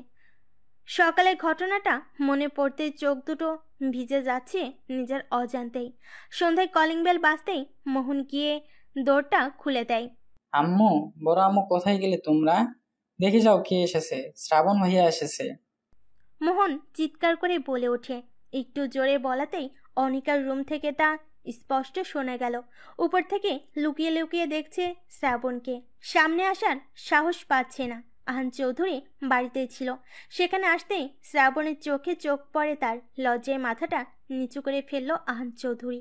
শ্রাবণ একটু এগিয়ে গিয়েই আহান চৌধুরীকে সালাম দিল। দুজন সোফায় বসে আছে। আমি খুবই লজ্জিত শ্রাবণ, দুইটা মেয়ের দ্বারা দুইবার তোমরা অপমানিত হলে। চিচি মামা, এভাবে বলবেন না। আপনি আমার মামা, আপনাকে বাবার মতোই সম্মান করি আমি। অনিকার মাথার উপর যে মিথ্যা অপবাদ চাপিয়ে দেওয়া রয়েছে তা উন্মোচন করতেই আমি এখানে এলাম। দেখো, অনিকার ব্যাপারে আমায় কিছু বলতে এসো না। যেই মেয়ে এই পরিবারের মান ইজ্জত একটুও রাখেনি, তার ব্যাপারে আমি কিছুই শুনতে চাই না। মনে হচ্ছে অনিকার ব্যাপারে আপনি এখনো রেগে আছেন, কিন্তু অনিকাকে যদি আমি নির্দোষ প্রমাণ করতে পারি। কি বলছো তুমি? হে মামা, দোষ অনিকার নয়, বরং প্রতিশোধের আগুনে জ্বলে ওঠা এক হিংস্র ব্যক্তির। তবে কে সে? তাও আমার সময় মতো বুঝতে পারবেন আপনি। এখন আপাতত অনিকাকে আমার সাথে যেতে দিন, বাকিটা কালকেই বুঝতে পারবেন। কিন্তু কোথায় নিয়ে যাবে অনিকাকে? তোমার মাকে আমি খুব ভালো করে চিনি, সে কিছুতেই এটা মেনে নেবে না। সে বিষয়ে আপনার ভাবতে হবে না, নিশ্চিত থাকতে পারেন। রাত 9টা। এত রাতে এখানে এলে কেন? যাও অর্পিতার কাছে। এখনো রাগ করে আছিস? বললাম না ব্যাপারটা পুরোটাই মিস্টেক। আমি তুই ভেবে এইভাবে অর্পিতাকে জড়িয়ে ধরেছিলাম। আমি কি জানতাম এত সকালে সে আমার রুমে যাবে চা নিয়ে? আমি আরো ভাবলাম এত সকালে আমার বউটা আমার খেদমত করতে গেল বুঝি। সত্যি অর্পিতাকে তুমি ইচ্ছে করে ধরনি? না না না, মোটেও না। তাহলে যে সকালে আমায় মারলে? সরি সরি সরি, 100 বার সরি। কখনো আমার এই বউটার গায়ে আমি হাত তুলবো না, এই প্রমিস। মোহনা এবার নিচে থেকে আদিত্যকে জড়িয়ে ধরে কেঁদে দেয়। তুমি জানো না তোমার কি ওর সাথে দেখলে আমার সহ্য হয় না, তারপরও কেন তুমি আমায় এত কষ্ট দাও? অর্পিতার মা নিশু এতক্ষণ দরজার সামনে দাঁড়িয়ে সবটাই শুনছিল। তার মনে এতদিন অর্পিতা মোহনা ও আদিত্যের ব্যাপারে যা বলেছে সবই সত্যি। আদিত্য মোহনার কপালে একটা আলতো করে চুমু এঁকে দিয়ে রুম থেকে বের হতেই অর্পিতার মায়ের মুখোমুখি। রাত 11টা। ব্যাগে কাপড় চোপড় গুছাচ্ছে অর্পিতার মা নিশুমণি। অর্পিতার রুমে প্রবেশ করতে দেখে তার মা কাপড় চোপড় গুছাতে ব্যস্ত। অর্পিতা একটু অবাক চোখে জিজ্ঞেস করে, কি হলো মা, কাপড় গুছাচ্ছ কেন? নিশুমণি কাপড় গুছাতে গুছাতে উত্তর দিল, কাল সকালেই আমরা বাড়ি চলে যাচ্ছি, রেডি থাকিস। কিন্তু মা। আমি তোর কিন্তু শুনতে ইচ্ছুক নয়, যা বলছি তাই করবি। তুমি যে বললে কাল বাবা আসবে, আমাদের বিয়ে। স্টপ, যতদূর এগিয়েছিস ততটুকুতেই থাক। কাকে বিয়ে করার স্বপ্ন দেখছিস তুই? সতীনের সংসার করতে চাস তুই? মানে? আদিত্য বিবাহিত। কথাটা শোনা মাত্রই অর্পিতার 2 পা পিছিয়ে যায়। কি কি বলছো এইসব?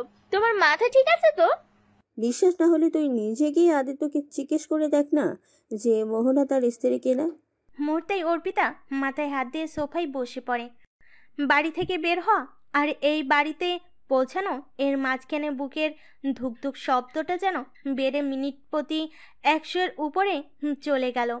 তার একটাই ভয় ছিল, এই বাড়িতে আসার পর মেঘলা চৌধুরীর রিয়াকশনটা কি হবে। কেননা মাই তার ছেলের জন্য এমন একটা খারাপ মেয়ে চাইবে না যে সবার সামনে প্রমাণিত।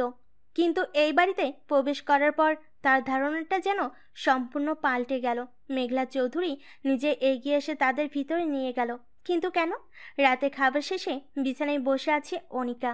মাথায় কেমন জানি ঘুরছে, শরীরটাও দুর্বল দুর্বল লাগছে তার। শ্রাবণ রুমে এসে অনিকার কাছে চলে গেল। দুহাত বাড়িয়েই অনিকাকে নিজের সাথে জড়িয়ে নিল শ্রাবণ। অনেক কষ্ট দিয়ে ফেলেছে সে এতদিন অনিকাকে, প্রচুর যন্ত্রণা দিয়ে ফেলেছে সে। আর না, এবার থেকে নিজের কাছেই রেখে দিবে সে অনিকাকে। অনিকাকে অনেকক্ষণ ধরে খুব শক্ত করে জড়িয়ে ধরে আছে শ্রাবণ। প্রিয় মানুষটাকে ফিরে পাওয়ার ফিলিংসটা তো একটু অন্যরকমই হবে। অর্পিতা দরজাটা ধাক্কা দিয়ে মোহনার রুমে প্রবেশ করে দেখে মহারানী মনের সুখে ঘুমাচ্ছে। কি করবে ভেবে পাচ্ছে না অর্পিতা। রাগের মাথায় ঘুমের মাঝেই মোহনার গলা চেপে ধরল অর্পিতা। হঠাৎ এমন হওয়াতেই বিছানায় ছটফট করতে থাকে মোহনা। মোহনা যতই ছটফট করছে অর্পিতা ততই জোরে চেপে ধরছে। মোহনার পাশের রুমে ছিল আদিত্যের রুম। আদিত্য ঘুমানোর জন্য প্রিপারেশন নিচ্ছে, কিন্তু হঠাৎই মোহনার রুম থেকে অদ্ভুত কিছু আওয়াজ তার কানে স্পর্শ করে গেল। আদিত্য মোহনার রুমের দরজার পাশে দাঁড়াতে দেখে এই অবস্থা। দৌড়ে গিয়ে অর্পিতাকে আলাদা করে নেয় মোহনার থেকে। ছাড়া পেয়ে মোহনা কাশতে থাকে। আদিত্যের চরের তাল সামলাতে না পেরে ফ্লোরে ছিটকে পড়ে অর্পিতা। গালে হাত দিয়ে তাকিয়ে আছে আদিত্যের দিকে। নিশুমণি দৌড়ে এসেই হাত ধরে টেনে তুলে নেয় অর্পিতাকে। রাত 12টা। সোফায় বসে আছে বাড়ির সকলে। সামনে দাঁড়িয়ে আছে আদিত্য ও মোহনা। তোরা এত বড় একটা কাজ করে ফেললি, অথচ আমাদের জানানোর প্রয়োজনটা মনে করলি না। কবে করেছিস এই কাজ? বাবা 4 দিন আগে। কবে এত বড় হয়ে গেছিস রে যে নিজের ডিসিশন নিজেই নেওয়া শিখে গেলি? আদিত্য কিছু না বলে মাথা নিচু করে আছে। যেহেতু তোরা নিজেরাই এত বড় হয়ে গেলি, নিজের মূল্যবান ডিসিশনটাও আমাদের তুচ্ছ করে নিয়ে নিলি। যেখানে আমরা হলাম তোদের জীবনের একটা মূল্যহীন বস্তু মাত্র, সেখানে আমার মনে হয় না তোদের নিয়ে আমাদের এত ভাবা দরকার। অতএব তোদের মতো তোরা বেঁচে থাক। আশা করি তোদের পার্সোনাল লাইফে আমাদের আর কোনো প্রয়োজন হবে না। বাবা কি বলছো তুমি? বাবা? কাকে বাবা বলছিস তুই? আমি আমার সন্তানকে এই শিক্ষা দেইনি যে নিজেদের কোনো বিষয়ে বাবা মাকে তুচ্ছ মনে করবে। আজ থেকে আমার সন্তান আমার কাছে মৃত। অনেকক্ষণ অনিকাকে জড়িয়ে ধরে আছে, কিন্তু অনিকার কোনো সারা শব্দ পাচ্ছে না সে। বুক থেকে আলাদা করতে দেখে অনিকা অজ্ঞান হয়ে গেল। মুহূর্তে যেন পাগলপাড়া হয়ে গেল শ্রাবণ। কারণ এই মুহূর্তে তার মাকে এক বিন্দুও বিশ্বাস করতে পারছে না সে। বিশ্বাস করবেই বা কিভাবে? বিশ্বাস যে সেই কবেই নষ্ট করে ফেলেছে সে। তার ভদ্র চেহারার আড়ালে যে এক খারাপ চরিত্রের মানুষ লুকিয়ে আছে তা তো সে প্রমাণ করেই ফেলেছে। এখন কি গ্যারান্টি আছে যে অনিকার ক্ষতি সে করতে চাইবে না? পাজাকোলা করে অনিকাকে নিয়ে গাড়িতে উঠল শ্রাবণ। পাগলের মতো ড্রাইভ করছে সে। এত রাতে ডাক্তাররাও ছিল না, তাই ফোন করে অনেক কষ্ট করে নিয়ে এলো একজনকে, তাও আবার তার নিজস্ব চেম্বারে। রাত 1টা। বেলকুনিতে চেয়ারে হেলান দিয়ে বসে আছে মোহনা। একটু আবেগে কখন যে পরিবারের সাথে দুজন এতটা অন্যায় করে ফেলবে বুঝতেই পারেনি। সত্যিই তো অনেক অন্যায় করে ফেলেছে। ছোটবেলা থেকেই কোনো আবদারি তারা অপূর্ণ রাখেনি। অতি আদরে অনেক ভালোবাসা দিয়ে বড় করেছে, আর তাদেরকে না জানিয়ে জীবনের এত বড় সিদ্ধান্তটা নিয়ে নিলাম। কিছুতেই ঘুম আসছে না আদিত্যের চোখে, তাই ছাদেকে হাঁটাহাঁটি করছে সে। আজ মনে হয় সকালে কুয়াশাটা একটু বেশি পড়বে। এখনো খুব ভালোভাবে কুয়াশা ধরেছে। ছাদের এই পাশ থেকে ওই পাশ দেখাটাই টাপ। এত কুয়াশার মাঝেও শরীরটা ঘামাচ্ছে তার। দুই চোখ জুড়ে শুধু কুয়াশা আর কুয়াশা। কিন্তু সামনে এগোতেই তা যেন হাওয়ায় মিলিয়ে যাচ্ছে।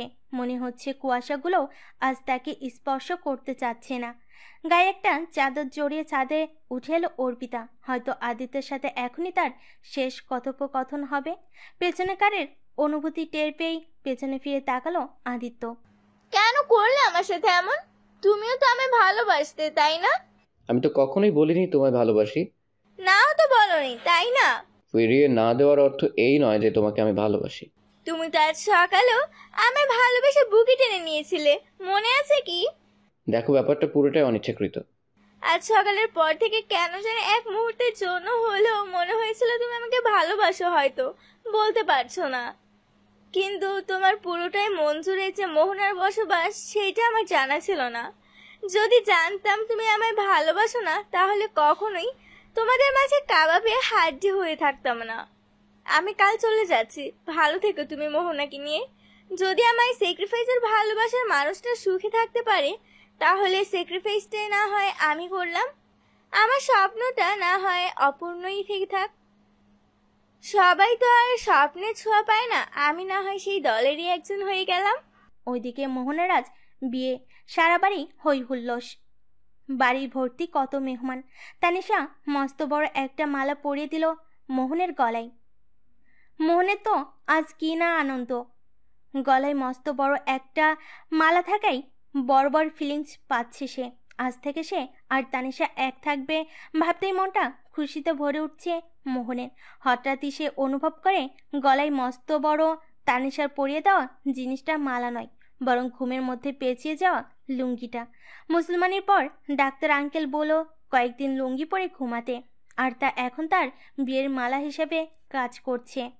অনিকার পাশে বসে কপাল ভর্তি কয়েকটা চুমু এঁকে দিল শ্রাবণ। পাশে বসে মাথায় হাত বুলিয়ে যাচ্ছে সে। শরীর দুর্বলতার কারণে অজ্ঞান হয়ে গিয়েছিল সে।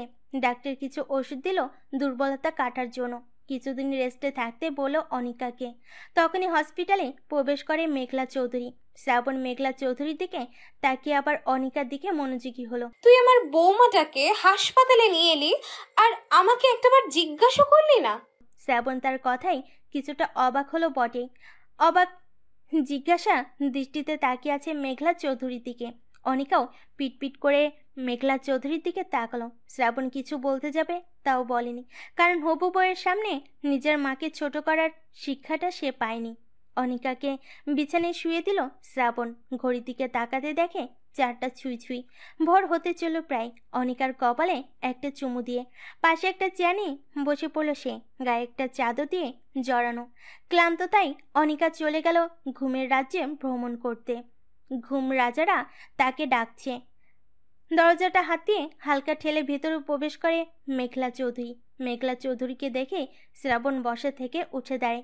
মেঘলা চৌধুরী বিছানায় বসে অনিকার ঘুমন্ত চেহারাটার দিকে তাকায়, মাথায় হাত বুলিয়ে দেয় অনিকার।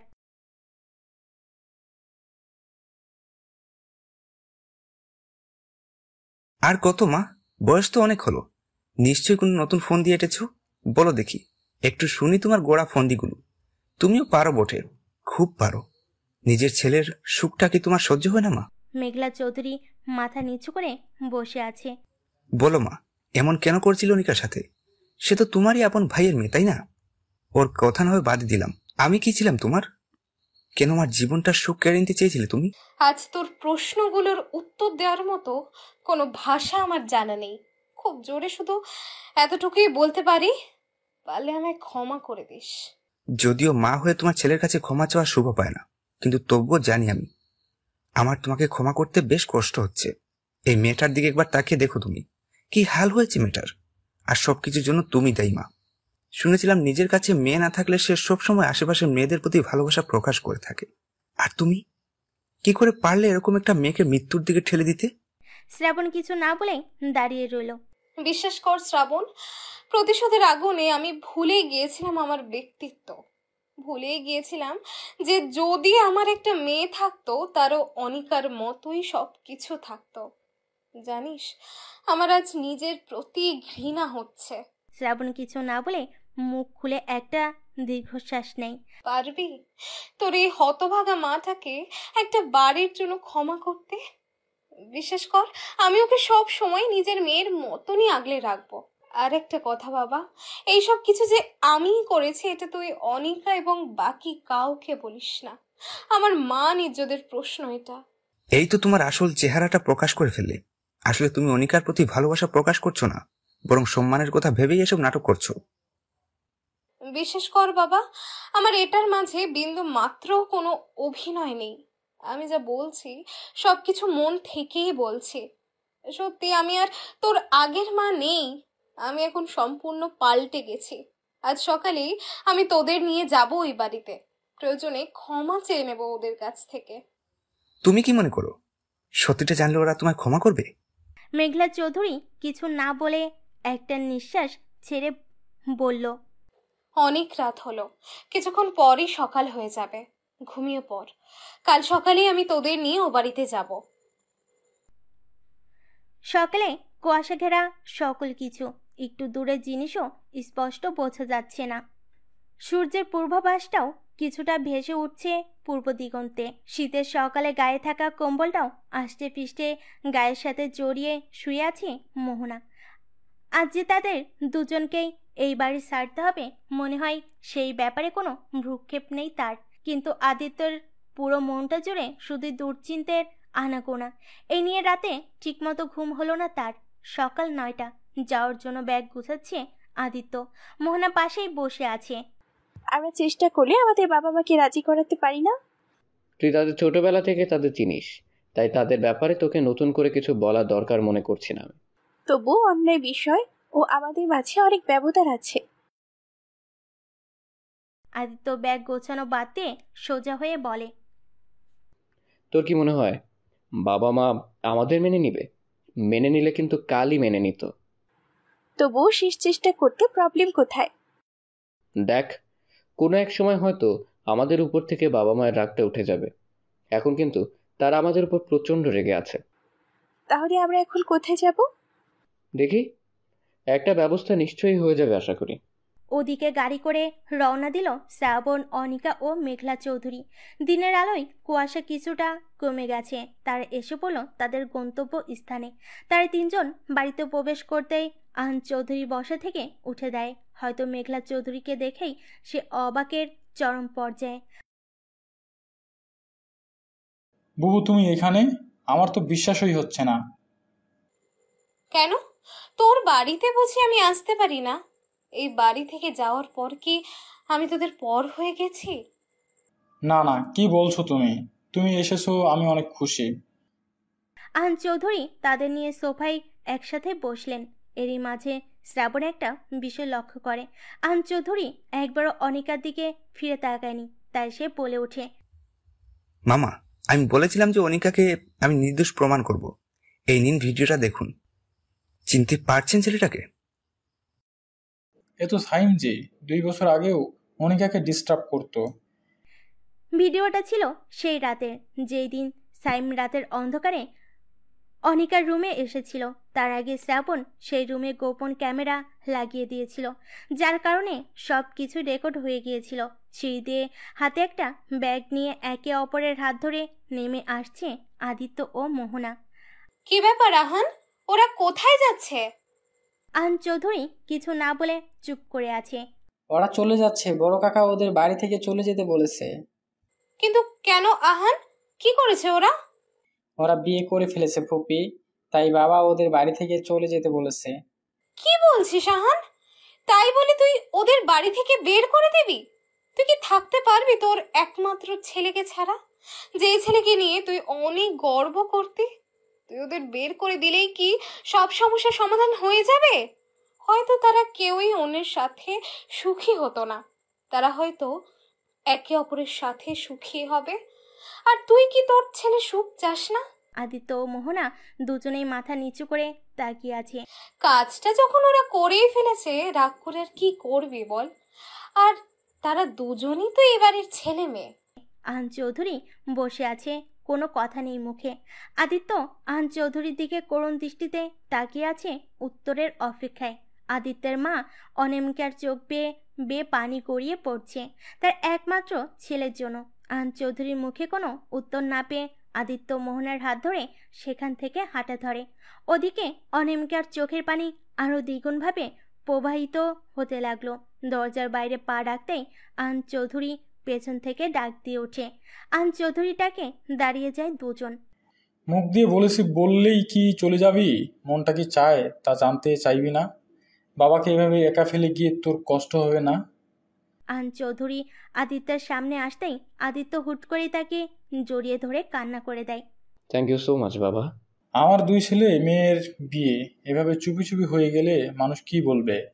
আমি কিপটা হলেও এতটা কিপটা না। সবাই জানবে তোদের বিয়ের কথা, সবাই জানবে। বরের আসরে বসে আছে আদিত্য ও শ্রাবণ, তার মাঝখানে মোহন গিয়ে বসলো। ভাইয়া একটা কথা বলি। তাড়াতাড়ি বল, কি বলবি? বলেছিলাম কি, তোমাদেরটা তো শেষ হয়ে যাবে, আমার ব্যাপারটাও একটু দেখো। কি বলছিস তুই? তোর মতো ছেলেকে বউ দিবে কে? আরে আমার পাত্রী অনেক আগে থেকেই রেডি, সমস্যা নাই, তোমাদেরটা আর কয়েক মাস পর হলেও চলবে। কি বলছিস তুই? বউ দিয়ে কি করবি তুই? আরে তুমি বুঝতেছো না ব্যাপারটা, চারদিকে যেমন ঝড়ঝাপটা দেখলাম, তাতে এখন আমার ভীষণ ভয় করছে। আপাতত বিয়েটা করেই রাখি, বড় হলে না হয় ওকে তুলে নিয়ে আসবো। ভালো না বুদ্ধিটা? 10 দিন পর শেষ বিকেলে হালকা গোধূলির আলোয় টিপ টিপ করে নির্জন রাস্তায় হেঁটে যাচ্ছে দুইজন। মাঝে মাঝে হোঁচট খেয়ে পড়ে যাওয়ার অভিনয় করছে মেয়েটা, আর ছেলেটা তাকে সেভ করে টান দিয়ে নিয়ে আসছে বুকের কাছে। একসময় হোঁচট খেয়ে পড়ে পা ব্যথার অভিনয় করছে মেয়েটা, আর ছেলেটা তাকে পাজকলা করে হেঁটে চলেছে ওই নির্জন পথ। হাঁটতে হাঁটতে সন্ধ্যায় বাড়ি ফিরে আসে আদিত্য ও মোহনা। সন্ধ্যা পেরিয়ে রাত, কনকন শীতে বেলকুনিতে গায়ে হালকা একটা চাদর জড়িয়ে দাঁড়িয়ে আছে একটা ছেলে। পেছন থেকে ভেসে আসছে একটা মেয়ের ডাক।